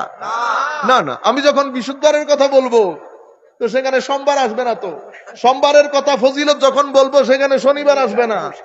আপনারা বুঝতে পেরেছেন? তা আমি বলতে চাচ্ছি এটা দোষ না। মনে রাখবেন, আমাদের ঈমান সাহাবায়ে কেরামের ওখানেও ঈমান, আলে বাইত রাসূলের ওখানেও ঈমান। কেউ সাহাবায়ে কেরাম ধরেছে, আলে বাইত ছেড়ে দিয়েছে, খারেজি হয়ে গেছে। কেউ আলে বাইত ধরেছে, সাহাবায়ে কেরাম ছেড়ে দিয়েছে, শিয়া হয়ে গেছে। আহলুস সুন্নাহ ওয়াল জামা দুইজনকে বুকের ভিতরে আগলে রাখে, দুইজনকে বুকের ভিতরে আগলে রাখে। তো আহলুস সুন্নাহ ওয়াল জামাত বারবার নিজের আইডেন্টিটি দেওয়ার দরকার হবে না। আপনারা বুঝতে পেরেছেন? মাইজবান্ডার দরবারের পরিচয় কি বারবার দিতে হবে? হ্যাঁ, আল্লামা জালালউদ্দিন আল কাদরিকে বারবার পরিচয় করাই দিতে হবে? ইন্না লিল্লাহি ওয়া ইন্না ইলাইহি রাজিউন। কিন্তু আমরা আবার আরেকটা কাজ করি, এখানে বেশ কিছু লোক, ইভেন আমাদের জমিয়তুল ফালার মধ্যে আল্লামা জালালউদ্দিন আল কাদরির মাধ্যমে প্রতিষ্ঠিত শুহাদায়ে কারবালার মাহফিল, এটা কাদের মাহফিল? সুন্নিদের না? সুন্নিদের না? কিন্তু আমি যদি কালকে ফেসবুকে একটা পোস্ট দেই, কি পোস্ট? এই মাহফিলে শিয়াদেরকে বর্জন করুন, আমি যদি দেই, তো এটা আমার দেওয়াটা কি হইল জানেন? ইররেসপন্সিবিলিটি। আমি একটা ফালতু কাজ করলাম। কেন? কারণ আমার এই কথাটা মিনিমাম 10 to 15% মানুষের ভিতরে শুহাদায়ে কারবালা, জমিয়তুল ফালায় প্রতিষ্ঠিত শুহাদায়ে কারবালার মাহফিলের ব্যাপারে কনফিউশন তৈরি করবে।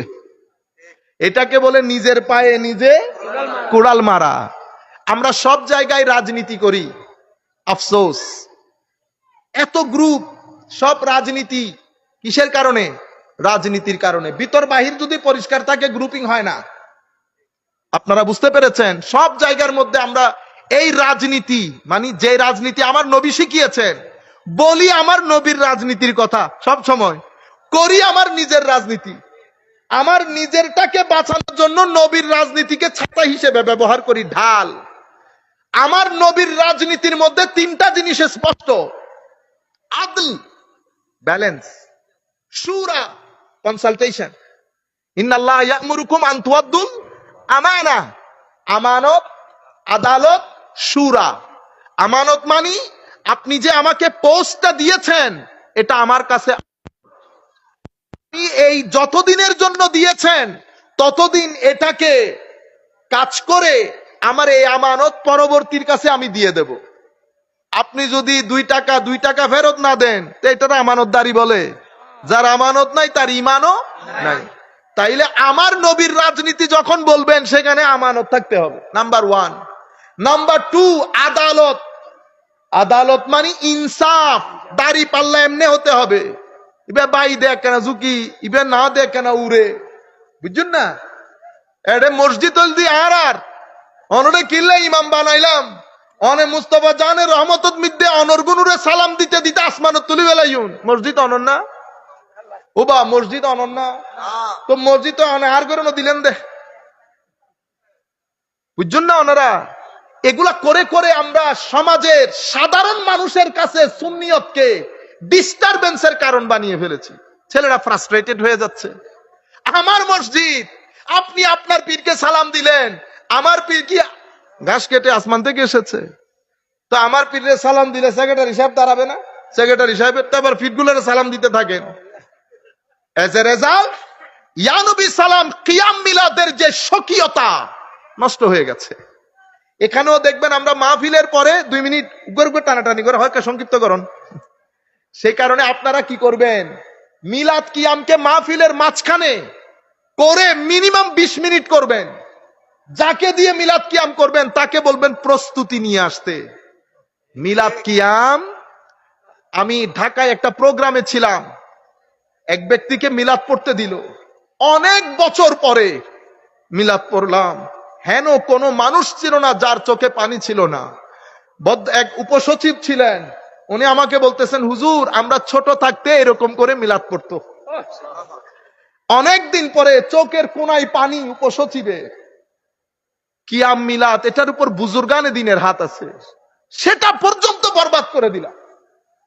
এনে ইয়া নবী সালাম আলাইকে একবার ফুজি ইয়া নবী, এরপরে মুস্তাফা, এরপরে ফিসা, এরপরে গেই, তারপরে আর বাই হলে কিরিবু ইতারাই ওয়াখরা দা ওয়ানা হইতে হইতে তারা বান্ধন শুরু করিব। কিয়াম মিলাদ ওদের কাছে, আমাদের কাছে ব্যাপার না, ওদের কাছে আর কি ব্যাপার হবে? কারণ উনারাও তো দেখেন যে এটার কোনো কি নাই, সিগনিফিকেন্স নাই। আপনারা আমার বিষয়গুলা বুঝতে পারতেছেন তো? আমি এই জিনিসগুলা চাচ্ছি আপনাদের ভিতরে আলোটা ধরাইতে। এই যে মিলাদ, এই যে ঈদে মিলাদ, সোহাদায়ে কারবালার মাহফিল, তাহলে আপনি যখন এই কথাটা বলবেন মানুষের ভিতরে কনফিউশন তৈরি হয়ে যাবে। কনফিউশনটা কে তৈরি করেছেন? আপনি তৈরি করেছেন। কিসের কারণে? আল্লাহ পাক ভালো জানেন কি কারণে করেছেন। এই কাজ আমরা করব না। ফেসবুকের মধ্যে আল্লাহর ওয়াস্তে কমেন্ট করা ছেড়ে দেন, আপনার জিন্দেগি হায়াত আদা বেড়ে যাবে। আপনারা হয়তো বুঝতেও পারতেছেন না, এমন এমন জায়গায় আপনারা কমেন্ট করে দেন, ঈমান সহ চলে যায়, ঈমান সহ চলে যায়। এখানে কত মৌলবী আছে যার পিছনে নামাজই হয় না। কেন? সে এমন এক আলেমের বিরুদ্ধে ফতোয়া দিয়েছে, হয়তো যেই আলেম আল্লাহর দরবারে অনেক গ্রহণযোগ্য, ফতোয়া দিয়ে তার ঈমান যে বাজারে বিক্রি করে ফেলছে সে জানেও না। সে জুমা পড়াইতেছে, সে জানাজা পড়াইতেছে, আজীব মাহৌল, আজীব মাহৌল। সম্মানিত উপস্থিতি, যাই হোক, আমরা যেটা বুঝাইতে চাচ্ছিলাম আমাদের মূল কথাই চলে যায়। তো মাহে মুহররম যখন আসে, প্রথম 15 দিন দেখবেন পাগল করে ফেলবে আপনাদেরকে, শিয়া শিয়া বলে। আপনারা মনে করবেন শিয়াইজম বুঝে সুন্নিদেরকে চেপে ধরতেছে। আহলুস সুন্নাহ ওয়াল জামাত 1300-1400 বছর চাপতে পারে নাই কেউ। সরকারি ভাবে চেষ্টা করা হয়েছে, বেসরকারি ভাবে চেষ্টা করা হয়েছে, উম্মতের 80% আহলুস সুন্নাতে ওয়াল জামা। আমরা কখনো আহলুস সুন্নাহ ওয়াল জামা কখনো অস্ত্র নিয়ে মাঠে নামে নাই। আহলুস সুন্নাহ ওয়াল জামাতের জবান, দলিল, তাকওয়া, পরহেজগারি সবকিছু মিলে কেউ এখানে দাঁড়াইতে পারে নাই। কোটি কোটি টাকা খরচ করেছে। আমরা কি করব? আমাদেরটা প্লান্ট। আমরা ফেসবুকের মধ্যে 3 লাইনে মেসেজ একটা দিয়েছি, অমুক শিয়া হয়ে গেছে। এগুলোর মাধ্যমে আপনি সুন্নিদেরকে ফ্রাস্ট্রেটেড করছেন, বরবাদ করে দিচ্ছেন। সচেতনতা বৃদ্ধির জন্য কি করতে হয় সেটা সবাই বসে দরবারের উলামায়ে কেরামকে, পীর সাহেবানকে সবাইকে ডেকে গোলটেবিল বৈঠক করি। হুজুর, সমস্যা এটা হয়েছে, আমাদের বাংলাদেশে চট্টগ্রামে অন্তত মুরব্বী নাই, আমাদের এখানে পীর সাহেবান নাই, উলামায়ে কেরাম আছেন, বুজুর্গ উলামায়ে কেরাম, বয়স্ক উলামায়ে কেরাম আছেন, সবাই মিলে আমরা বসি। আমি মাস্টারি করার কে? আমি কি বুঝি? আপনি হয় ইঞ্জিনিয়ার, নয় উকিল, নয় কোনো কিছু, আপনি কি বুঝবেন? উলামায়ে কেরাম বসে তাদেরকে ডিল করতে দেন, তাদেরকে বলেন পরিস্থিতি এইটা, পরিস্থিতি এইটা। আজকে আমাদের মুফতি ইব্রাহিম আল কাদরি মুদ্দাজিল্লুহুল আলী, আমাকে কেউ একজন বলেছে যে উনি পুরা বিষয় নিয়ে একটা সুন্দর বক্তব্য জাতির সম্মুখে তুলে ধরেছেন। এ না আমাদের মুরব্বীদের কাজ। আমাদের কাজ ইজি হয়ে গেল না? মুরব্বীরা মিলে বসবেন, মুরব্বীরা মিলে এক জায়গা থেকে ডাইরেকশন দেবেন। এখন আপনি এই কোণা থেকে এটা বলতেছেন, ওই কোণা থেকে ওইটা বলতেছেন, ওই কোণা থেকে ওইটা বলতেছেন। আমাদের ছেলেরা ফ্রাস্ট্রেটেড, আমাদের ছেলেরা disturb. As a result of this, আহলে বাইত একদল তো ভুলেই গেছে এখানে আহলে বাইত রাসূল বলে কিছু আছে। ঢাকার কোন মসজিদের মধ্যে, চট্টগ্রামের বাইরে গেলে কোন মসজিদে আপনি দেখবেন এগুলার কোন হাদিস নাই। একদল তো ছেড়েই দিয়েছে, যারা করে তাদেরকে আপনি শিয়াইজমের কথা বলে ভয় পাইয়ে দিয়েছে। আমরা গরিব কিছু আছি, যেহেতু কোনো বলয়ের সাথে চলি না, আপনি কি বলেন না বলেন কোনো কিছু যায় আসে না। দৃষ্টি মদিনা শরীফের দিকে থাকে। নবী রাজি থাকলে সব রাজি, নবী রাজি না থাকলে আপনার রাজি দিয়ে আমি কি করব? কাজী খাবো? আপনারা বুঝতে পেরেছেন? বড় বড় আলেম পর্যন্ত ভয় পেয়ে যাচ্ছে। ইন্না লিল্লাহি। আমরা নয়মি সাহেব হুজুর, হাশমি সাহেব হুজুর, জালালউদ্দিন আল কাদরি বাংলার জমিনে যাদেরকে দেখেছি, আহলে বাইত রাসূলের কথা যখন বলতো ফেদা, মানুষ কাঁদতেছে, ওনাদের চোখ দিয়ে পানি। আপনারা বুঝতে পেরেছেন? সেই টেস্ট খতম হয়ে গেছে এখন। কেন? ওই বলয়, ওই বলয়। যাই হোক, আমাদের বক্তব্য শেষের দিকে। আওলাদ এবং রাহাত দুইটা বুঝেছেন। রহমত, রাইহানের এককটা কি? তার মানে হচ্ছে আমার হাসান এবং হুসাইন এটা আমার জন্য রহমত। হুমা মাওলা, আপনি রহমান, আপনার নবী রহমতুল্লিল আলামিন, রহমতুল্লিল আলামিন। আয় হায় হায়, কৌয়া আর ফুয়াও একবারে মানে আর রহমত হিসেবে হতে দুনিয়া তাইল দি, আমার রহমত হিসেবে দুনিয়াতে এসেছে। কারণ আমার তো বিশাল বিজনেস এম্পায়ার। আমার এই ছেলে যদি না আসতো, আমার এগুলা দেখভাল কে করতো? বুঝতে পেরেছেন? তাইলে আমার নবী কোন না কোন একটা জিনিসের দিকে ইঙ্গিত দিচ্ছেন। এবং নবী সাল্লাল্লাহু আলাইহি ওয়াসাল্লাম হাসান এবং হুসাইন রাদিয়াল্লাহু তাআলা আনহুকে এক জায়গার মধ্যে বলেছেন আমার শান্তি, আরেক জায়গার মধ্যে আমার আওলাদ, এই জায়গার মধ্যে বলছেন হাসান এবং হুসাইন এটা দুনিয়ার মধ্যে আমার দুইটা রহমতের না। আমি এই জায়গাগুলোতে সময় লস করতেছি না, কারণ রিজিকের মধ্যে যাইতে হচ্ছে। পঞ্চম অর্থ, রাইহানের অর্থ হচ্ছে রিস্ক। রাইহানের অর্থ কি? রিস্ক। আচ্ছা, এখন রিজিক মানে কি? তো রিস্ক মানে হচ্ছে, রিস্ক বলা হয় ওয়াবির রিস্কে আল্লাহুম্মা সাল্লি আলা সাইয়্যিদিনা মুহাম্মাদিন বারিক ওয়া সাল্লিম। আচ্ছা, তো রিস্ক মানে কি? ইমাম ইবনে মনজুর লিসানুল আরব, একটা বিখ্যাত কিতাব, 16-17 খণ্ড, কোন জায়গায় 22 খণ্ড, আমার কাছে যেটা আছে 19 খণ্ডে। সেই কিতাবের মধ্যে রিজিকের অর্থ লিখছে, আর রিজক আল্লাযী ইউনতাফাউ বিহ। রিজিক বলা হয় এমন জিনিস যেটার মাধ্যমে আপনার উপকার সাধিত হবে। কি সাধিত হবে? উপকার। সেই কারণে তো এই দিক থেকে হযরতে আল্লামা ইবনে আসির আন-নিহায়া ফি গরিবিল আসর এই কিতাবের মধ্যে উনি বলছেন, এই দিক থেকে ইয়াতলুকু ইয়ানি রাইহান শব্দটি দ্বারা কি বোঝানো হয়? রহমত এবং রিজক। রহমত এবং রিজক। রিজিকের অর্থ কি? রিজিকের অর্থ হচ্ছে এমন জিনিস যেটার মাধ্যমে ব্যক্তির উপকার সাধিত হয়, ব্যক্তির উপকার সাধিত হয়। এখন উপকার সাধন আমি শুরুর দিক থেকে আপনাদেরকে বলছিলাম, ব্যবসা আছে, গাড়ি বাড়ি আছে, আমার ছেলে কোনো কিছুর ঠিক ঠিকানা নাই, বন্ধু বান্ধব নিয়ে আছে, ছেলে আমার, কিন্তু আমার রিজিক হইতে পারে নাই। কেন? এটার মাধ্যমে আমার কোনো উপকার সাধন হচ্ছে না। কিন্তু ছেলে যদি আমার এই সব কিছু দেখভাল করে, ছেলে যদি আমার এই সব কিছু দেখভাল করে, তাহলে এটা হয়ে যাবে আমার রিস্ক। তো সেই কারণে রিস্কের কারণে ছেলেকে বলে রাইহান। কি বলে? রাইহান। তো ইমাম আবু আব্দুল্লাহ বিন আবি নাসর আল ইজদি, ওনার একটা কিতাব আছে তফসিরু গরিব মা ফিস সহিহাইন আল বুখারী ওয়া মুসলিম। এটার ভিতরে উনি বলছেন আর রাইহান ইয়ানি আর রিজক ওয়া ইউসাম্মাল ওয়ালাদু রাইহানা। ওয়ালাদকে, বাচ্চাকে, আওলাদকে রাইহান বলা হয়। রাইহান মানে রিজক, রিজিক মানে যার মাধ্যমে উপকার সাধিত হয়। এতটুকুন তো বুঝছি। এখন আমরা প্রশ্ন করব, হুজুর ইমাম হাসান এবং হুসাইন কোন উপকার আপনার সাধন করেছে যেটার মাধ্যমে এই দুইজন আপনার রিজিকে পরিণত হয়েছে? কোন না কোন উপকার তো সাধন করেছে। উপকার সাধন না করলে রিজিক হলো কেমনে? আসেন আমরা দেখি আমার নবীর এই দুই আওলাদ, নবীর রিজিক কেমনে হলো। হযরতে হাসান এবং হুসাইনের মধ্যে প্রথম জন ইমামে হাসান রাদিয়াল্লাহু তাআলা আনহু। ইমামে হাসানের ক্ষেত্রে আমার নবী কি বলেছে জানেন? আমার নবী বলেছেন ইবনি হাজা সাইয়্যিদ। কি বলেছে? আমার এই সন্তান সৈয়দ। সৈয়দ মানি আমরা সৈয়দ বলি বাংলাতে, এটার অর্থ আমরা কি করি? সৈয়দ মানি সর্দার, সৈয়দ মানি সর্দার। মনে রাখবেন, আরবির মধ্যে সৈয়দ কবিলা আছে না, গোত্র, বাড়ির নেতা হইতে পারে, জাতীয় সর্দারও হইতে পারে। কৌমের সর্দার সৈয়দ মানি সর্দার। সৈয়দ সর্দার কখন হয়?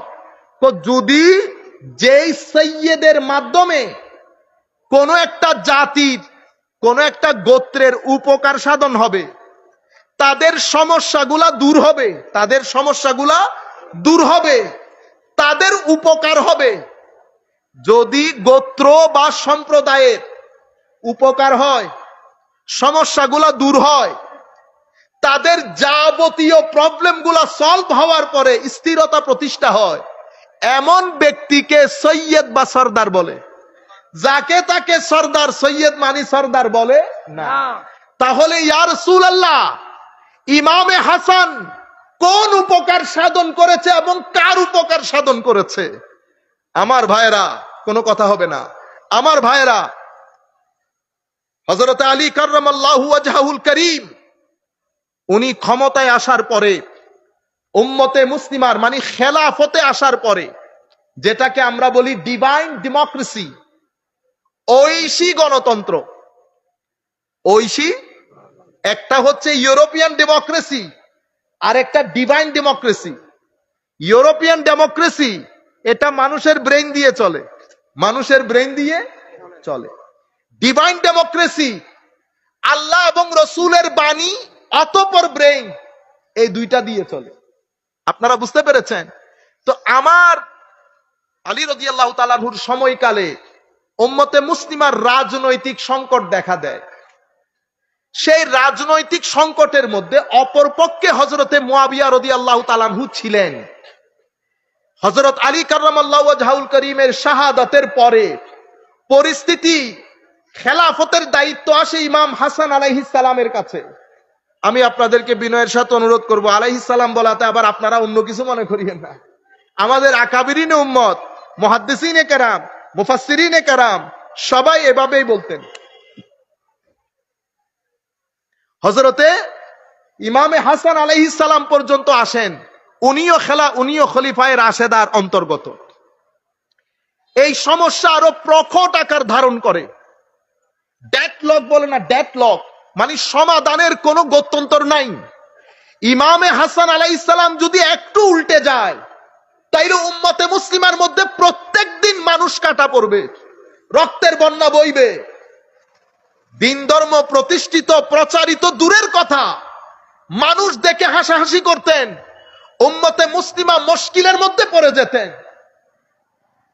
ডেডলক এমন ভাবে তৈরি হয়েছে, আমার নবী আগ থেকে ঘোষণা দিয়েছেন, ইবনি হাজা সাইয়্যিদ, আমার এই ছেলে সাইয়্যিদ, তার মাধ্যমে আমার উম্মতের উপকার সাধন হবে।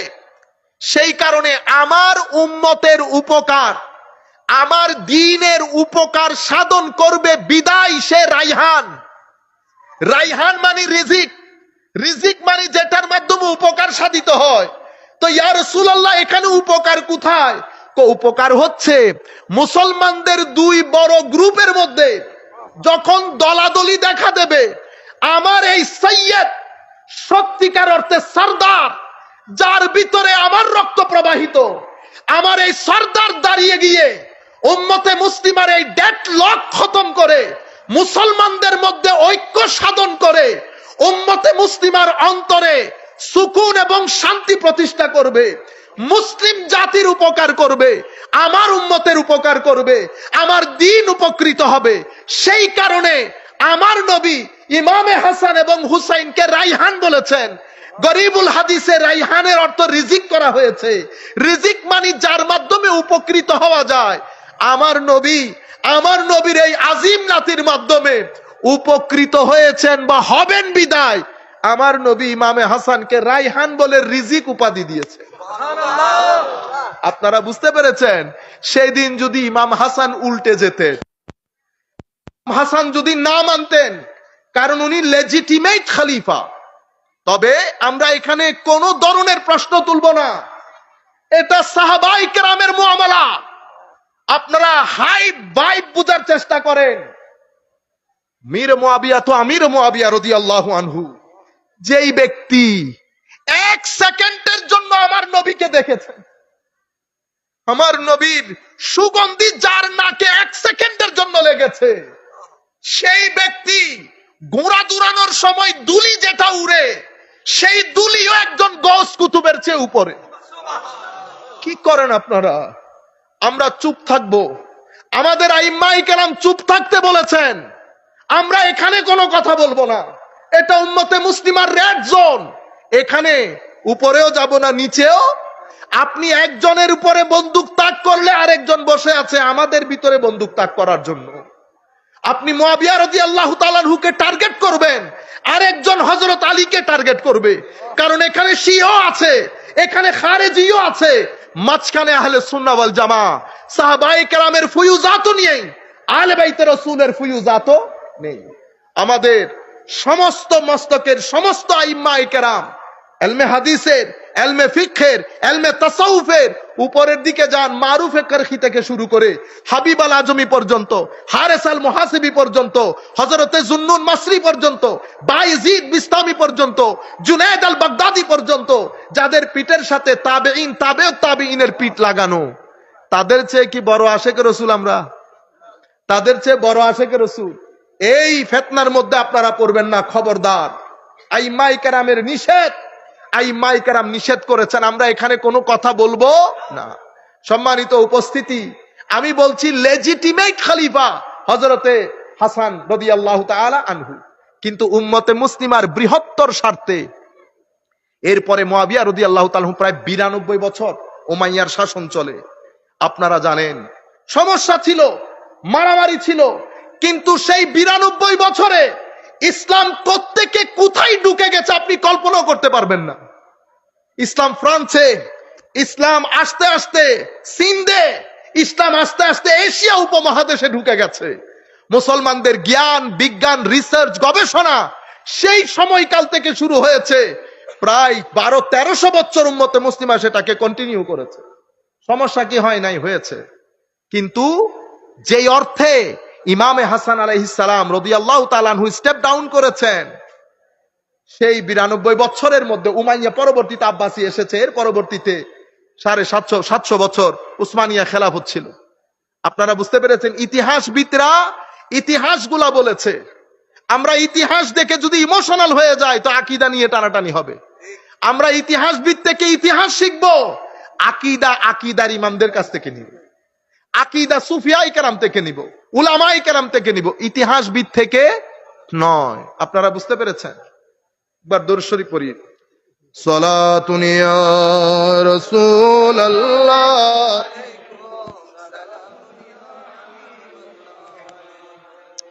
صلاة يا رسول الله عليكم سلام يا حبيب الله عليكم محمد سيد الكونين والثقلين والفريقين من عرب ومن عجم صلاة يا رسول الله عليكم سلام يا حبيب الله عليكم। এরপরে ইমাম হুসাইন রাদিয়াল্লাহু তাআলা আনহু, উনিও আমার নবীর রিজিক। তো রিজিক দিয়ে কি হয়? উপকার হয়। তো এখন আমরা জিজ্ঞেস করব, হুজুর ইমাম হুসাইন দিয়ে উম্মতে মুসলিমার কি উপকার সাধন হয়েছে? আসেন আমরা উপকার দেখি। এক রিওয়ায়াতের মধ্যে ইমামে হুসাইন রাদিয়াল্লাহু তাআলা আনহুর ব্যাপারে আমার নবী ইরশাদ করছেন, হুসাইনুন সিবতুম মিনাল আসবাত। হযরতে হুসাইন রাদিয়াল্লাহু তাআলা আনহুকে আমার নবী সিবত বলেছে। কি বলেছে? সিবত। সিবতুন মানি কবিলা। সিবতুন মানি কি? গোত্র, বাড়ি। মানি আমার হুসাইনকে ইন্ডিভিজুয়াল মনে করিও না, মানে এক ব্যক্তি মনে করিও না। সে একটা পুরা সম্প্রদায়ের মতো, পুরা বাড়ির মতো। কিন্তু এই সিবতের অর্থ করতে গিয়ে ইমাম ইবনে আসির ওই গরিবুল হাদিসের মধ্যে কি বলছেন? সিবতুর অর্থ হচ্ছে উম্মাতুম মিনাল উমামে ফিল খাইর। সিবতুনের অর্থ কি? হ্যাঁ আসতেছেন। নারে তাকবীর, নারে রিসালাত, নারে আচ্ছা,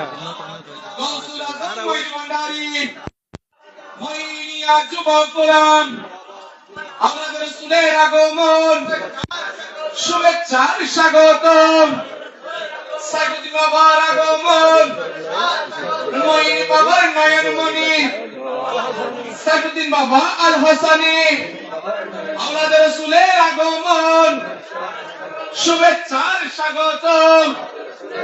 নারে তাকবীর, নারে রিসালাত, নারে গাউসিয়া। আহলে সুন্নাত ওয়াল জামাত, গৌসুল আজম মাইজ ভান্ডারী, সাইফুদ্দিন বাবা মাইজ ভান্ডারী, যুবপুরামের পক্ষ থেকে লাল গোলাপ শুভেচ্ছা। পোমরাবাসীর পক্ষ থেকে আলহামদুলিল্লাহ। সম্মানিত সুধী, আমাদের মাঝে এসে উপস্থিত হয়েছেন আজকের মাহফিলের মধ্যমণি, মাইজ ভান্ডার দরবার শরীফের উজ্জ্বল জ্যোতিষ্ক, ওয়ার্ল্ড সুফিজমের সম্মানিত প্রেসিডেন্ট হযরতুল হাজ শাহ সুফি সৈয়দ ডক্টর সাইফুদ্দিন আহমদ আল হাসানি আল মাইজ ভান্ডারী মাদ্দাজিল আলী সাহেব। সকলে উচ্চ আওয়াজে বলি মারহাবা। আমি হুজুরকে প্রধান অতিথির আসন গ্রহণ করার জন্য বিনীত আহ্বান জানাচ্ছি এবং আজকের মাহফিলের সম্মানিত আলোচক জনাব ডক্টর সাইফুল আজম বাবার আজহারি মাদ্দাজিল আলী সাহেব এর বক্তব্য আমি পুনরায় চালিয়ে যাওয়ার জন্য বিনীত আহ্বান জানাচ্ছি। আল্লাহুম্মা সাল্লি আলা সাইয়্যিদিনা মাওলানা মুহাম্মদ ওয়া আলা আলি সাইয়্যিদিনা মাওলানা মুহাম্মদ। আকবাদুনা মজরুহাতুন মিন সাইফে হিজরিল মুস্তাফা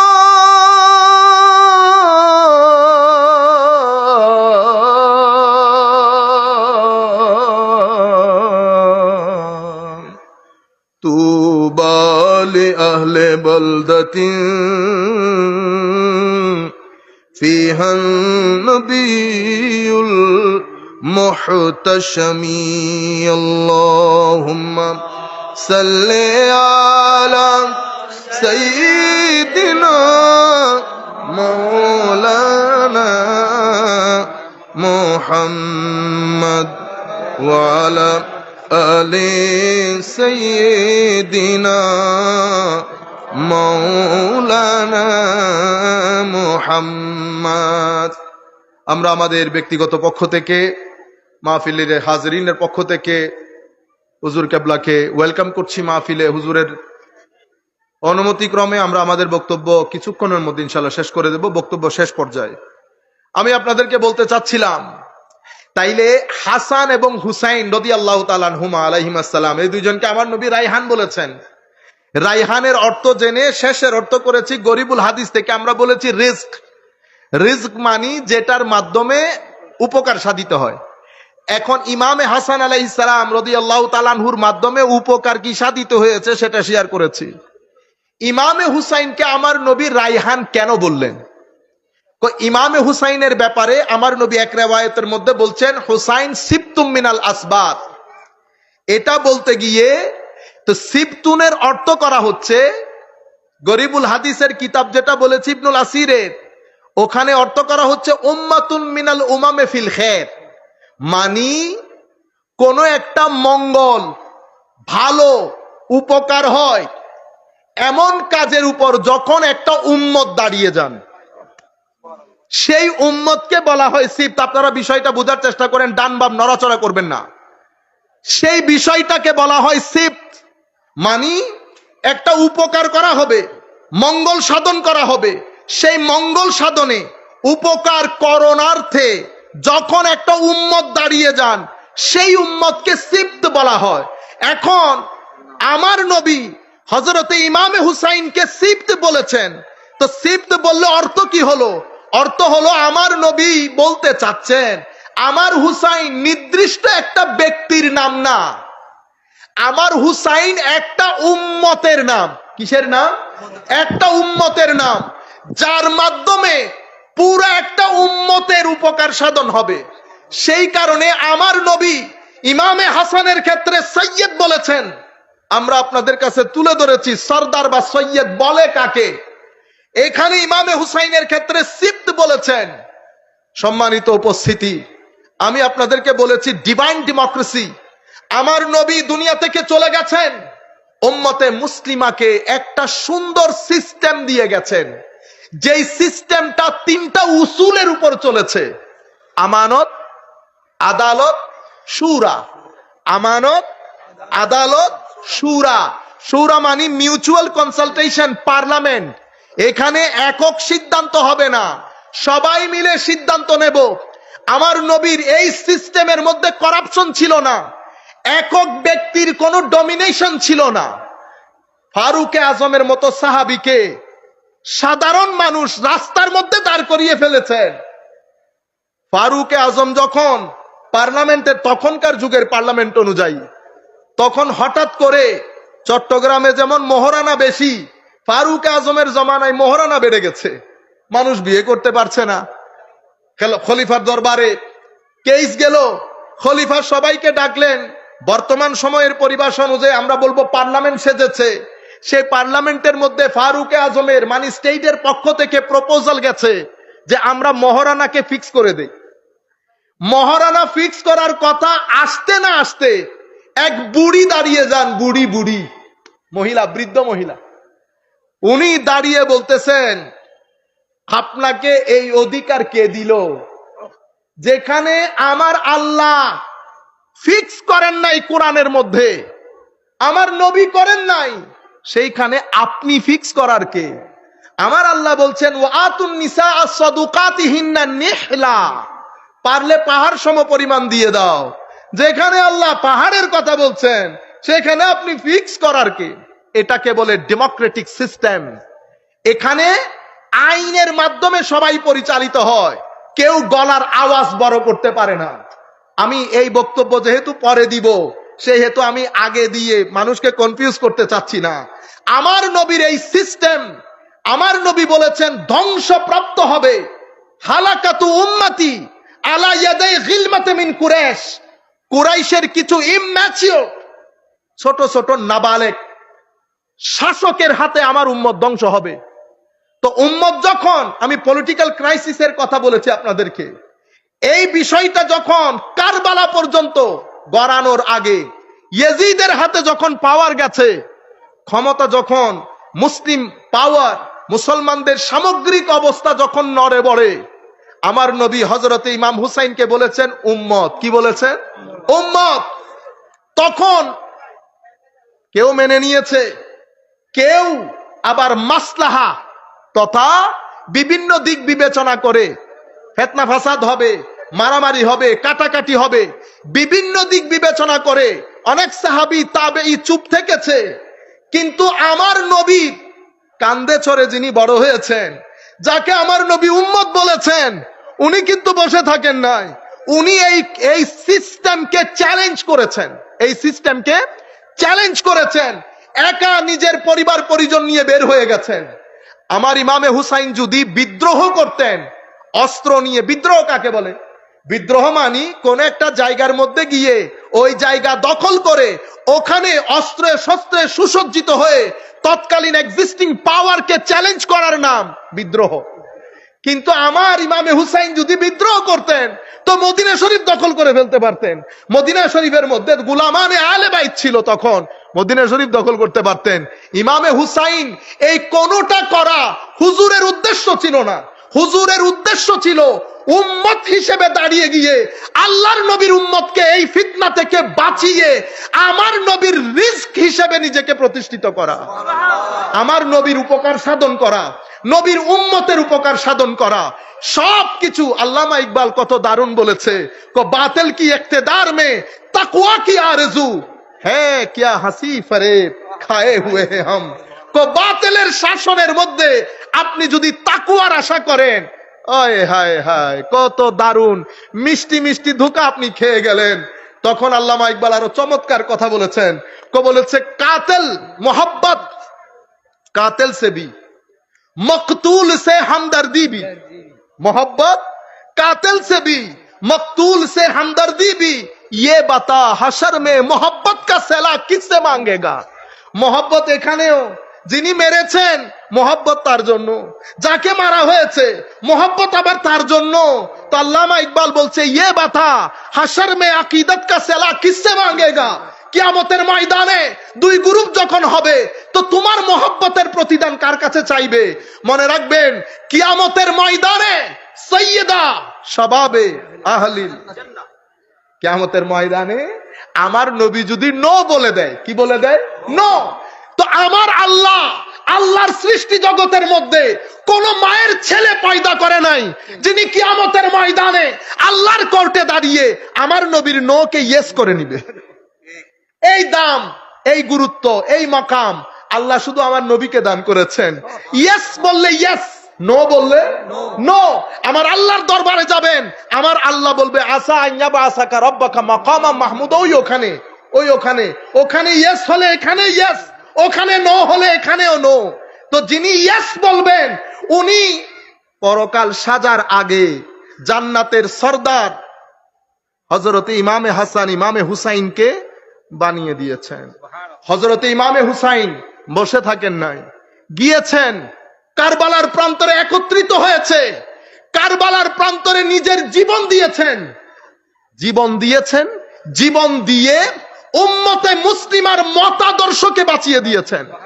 সেদিন যদি ইমামে হুসাইনের শাহাদাত না হতো তো পৃথিবীর মধ্যে ইয়েজিদিয়ত, খারেজিয়ত, নাসিবিয়ত উম্মতে মুসলিমার রগ রেশা থেকে ইশকে রাসূলকে চিরতরে মিটিয়ে দিত। কিন্তু ইমামে হুসাইনের সেই দিনকার শাহাদাত, আলে বাইতে রাসূলের শাহাদাত আমার নবীর দ্বীনকে বাঁচিয়ে দিয়েছে। সেই বাঁচানোর কারণে আমার নবী বলেছেন হাসান এবং হুসাইন আমার দুইটা ফুলের নাম। রাইহানকে উলামায়ে কেরাম বলছেন রাইহান মানে রিজিক, রিজিক মানে যার মাধ্যমে উপকার হয়। আমার নবীর কি উপকার হয়েছে? উম্মতের উপকার হয়েছে। কেমন? ইসলাম জিন্দা হোতা হে হার কারবালা কে বাদ। একজন ইয়েজিদ অনেকজন, এটাও মতাদর্শ, মনে রাখবেন ইমাম হুসাইন চলে গেছেন। আমি আল্লামা ইকবালের ওই কথা গতকালকে শেয়ার করেছি। আল্লামা ইকবাল বলছেন, হুজুর হাত হি নেহি আপকি ইন্তেকাম কা। হুজুর তো তেরি বলেছেন, আমি তেরি বলতেছি না। হুজুর হাত হি নেহি আপকি ইন্তেকাম কা কে লফজ ইয়াজিদ কো গালি সে বদতর বানা দিয়া।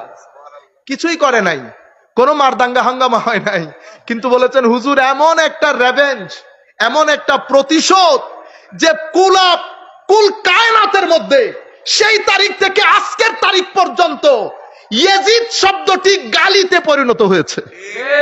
ইয়াজিদ শব্দটি গালিতে পরিণত হয়েছে। বাস আখেরি কথা বলে শেষ করে দিচ্ছি। দেখেন ব্রাহ্মণবাড়িয়া থেকে আমার এক ভাই ফোন করে বলতেছেন, আপনি বারবার, আমার ইয়াজিদ নিয়ে একটা আলোচনা ছিল, তো বলছে আপনি ইয়াজিদ নিয়ে বারবার আলোচনা করছেন, উনি তাবেই ছিলেন, উনি এই যুদ্ধের সাথে, এই শাহাদাতের সাথে সম্পৃক্ত ছিলেন না। আমি বলতেছি ভাই আপনি এই কথাগুলা বলবেন না, শুধু শুধু প্রেসার হাই হয়ে যাবে আমার। ঠিক আছে, আমরা এমনিতে অনেক ভদ্র সবর, কোনো কিছু না, ঠিক আছে সব, কিন্তু দুই জায়গার মধ্যে, তিন জায়গার মধ্যে আমাদের সবর থাকে না। শানের সালতে বিয়াদবি যখন হয় আমাদের প্রেসার তখন 300 ডিগ্রি হয়ে যায়। আলে বাইত রাসূলের শানে, আউলিয়া ইকরামের শানে এমনিতে কথা বলবো, সারাদিন বলবো, কিন্তু বেয়াদবি করতে পারবেন না। বেয়াদবি করবেন তখন প্রেসার 300 ডিগ্রি হয়ে যায়, তখন মাথায় থাকে না কোন পুলিশ কোন আর্মি। এই কাজ করিয়ে নাম বলতেছে আপনি বক্তব্য বন্ধ করেন। I don't want to hear your word, even a single word. আপনি একটা কাজ করেন, আমি আমার বাতিজার নাম রাখছি হাসানাইন। কেন? পরবর্তী ছেলে হয় কি হয় না, আল্লাহ একটার ভিতরে দুইটা ঢুকাই দিছি, হাসানাইন। আপনাকে তো আমি টেলিফোনে দেখতেছি না, বয়স্ক টুক, যদি বয়স পারফেক্টলি থাকে, ছেলে ছেলে হওয়ার সম্ভাবনা থাকে, একটা ছেলের নাম ইয়াজিদ রাইখা দেখায়েন। তাবেই না তো, তাবেই নাম রাখলে অসুবিধা কি? আল্লাহ এটা করতে পারবেন না। কেন? ফেরাউন মুসা আলাইহিস ইসলাম এসে ফেরাউনকে ফেরাউনি বানিয়ে দিয়েছে।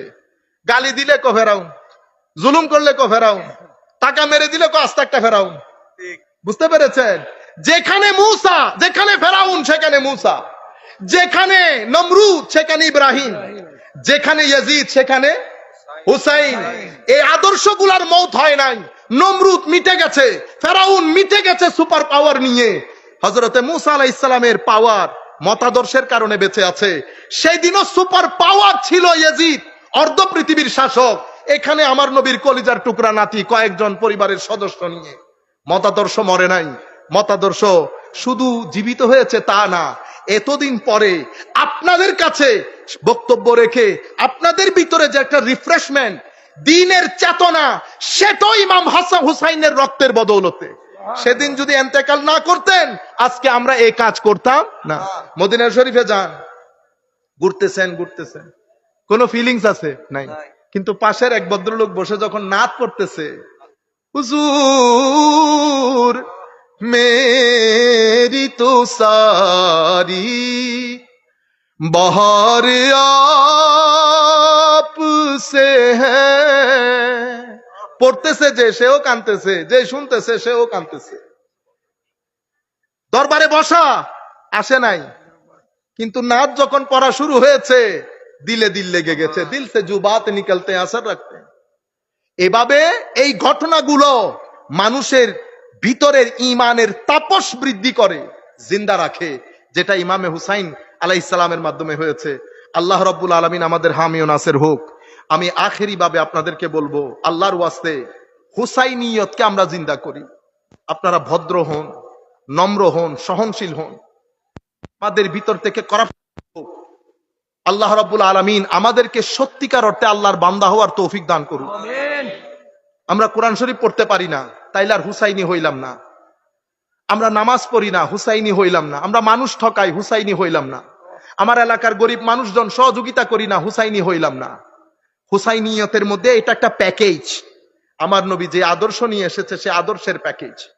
আমার নবী যে আদর্শ নিয়ে এসেছে, আদালত, ইনসাফ, আমানত, মানুষের সাথে সদ্ব্যবহার, এগুলা হুসাইনিয়ত। এগুলাকে আমরা জিন্দা করি। আল্লাহ রাব্বুল আলামিন আমাদের হামি ও নাসির হোক। আল্লাহ রাব্বুল আলামিন আমাদেরকে কবুল করুক। একটা দোয়া করব, সেই দোয়াতে আপনারা আমিন বলবেন, আমাদের বক্তব্য শেষ হবে। আমাদের বাংলাদেশে যাদের মাধ্যমে করাপশনের বাজার গরম হয়েছে, বাংলাদেশে অস্থির পরিস্থিতি সৃষ্টি হচ্ছে, যারা করাপশনের মাধ্যমে আমাদের দেশের সিস্টেম নড়ে বড়ে করছে, তাদের তকদিরে যদি হেদায়েত থাকে, মাওলা তাদেরকে হেদায়েত করুন, আমিন বলেন। তাদের তকদিরে যদি হেদায়েত না থাকে, মাওলা ভালো কিছু মানুষ দিয়ে তাদেরকে নিয়ে সমুদ্রে নিক্ষেপ করুন, আমিন বলেন। আপনারা বুঝতে পেরেছেন? এটা সোনার দেশ, সুন্দর দেশ, অনেক দারুণ দেশ। পৃথিবীতে যারা বাইরে গেছে তারা বুঝে অনেক সুন্দর একটা দেশ, ভালো একটা দেশ। আমাদের কারণে কয় কোটি টাকা দরকার আপনার, কয় হাজার কোটি টাকা দরকার। আল্লাহ রাব্বুল আলামিন এই সমস্ত চোর যারা আমাদের পুরা সিস্টেমকে অস্থির করে ফেলছে, আল্লাহ রাব্বুল আলামিন তাদের এই কবজা থেকে আমাদেরকে রক্ষা করুন এবং তাদেরকে হয় হেদায়েত করুন, নতুবা আল্লাহ রাব্বুল আলামিন তকদিরে হেদায়েত না করলে ধ্বংস করে দিন। আমি আখেরি ভাবে রহমানিয়া, মইনিয়া, সাইফিয়া, সুন্নিয়া মাদ্রাসা, হেফজু এতিমখানা, আমাদের বড় অভাব এই মাদ্রাসাগুলার। আপনারা আজকের এই অনুষ্ঠানে আমাকে অনুরোধ করা হচ্ছে, হুজুর নাকি এটাকে আজকে উদ্বোধন করেছেন, দয়া করে আপনারা মাদ্রাসার জন্য সর্বাত্মক সহযোগিতা করেন। মাদ্রাসা আমাদের সমাজের জন্য অসম্ভব প্রয়োজন এই মুহূর্তে। ঢাকা বিশ্ববিদ্যালয়, চিটাং কলেজ দিয়ে আপনি আত্মহত্যা ঠেকাইতে পারবেন না, আপনি পরিবারের ডিভোর্স রেট ঠেকাইতে পারবেন না, বায়ে বায়ে দা কুমড়া সম্পর্ক ঠেকাইতে পারবেন না, মারামারি ঠেকাইতে পারবেন না। এগুলার জন্য মাদ্রাসা লাগে, হেফজখানা লাগে, মোরাল টিচিং যেটা মাজারাত লাগে। আমরা মনে করি মাজারের মধ্যে মাজার দরকার কি? কি মাজার দরকার কি? মাজার তুলে দিলে বুঝতে পারতেন মাজারের দরকার কি। এই কিছুদিন আগে দুবাই গেছি, তো দুবাইয়ের মধ্যে নামাজ পড়তে দাঁড়াইছি, তো তিনটা ছেলে দুবাইয়ের লোক আর কি, একদম আমাদের গায়ের সাথে লেগে সিধা দাঁড়ায় আছে। মানুষের মধ্যে একটা বিবেক থাকে না যে আমি যে পিছনে দাঁড়ায় আছি, তো আমি তো সামনে দেখ ব্লক করে ফেলছে। তো আমি চিন্তা করতেছি এগুলো এরকম গাধার মতো কেন। পরে মাথায় আসলো আসলে এখানে কোনো মাজার নাই। মাজার থাকলে আখলাক থাকতো, তরবিয়ত থাকতো, ভদ্রতা থাকতো, আদব থাকতো। মাদ্রাসা থেকে তো শিক্ষা যায়, তরবিয়ত যায় মাজার থেকে, তরবিয়ত যায় মাজার থেকে। তো আমাদের এখানে মাদ্রাসাও দরকার, মাজারও দরকার। আপনারা সর্বাত্মক সহযোগিতা করবেন। আমরাও আমাদের মতো করে আল্লাহ যতটুকুন তৌফিক দান করেন আমরাও সহযোগিতা করবো ইনশাআল্লাহ। ওয়া মা আলাইনা ইল্লাল বালাগুল মুবিন। আসসালামু আলাইকুম ওয়া রাহমাতুল্লাহ।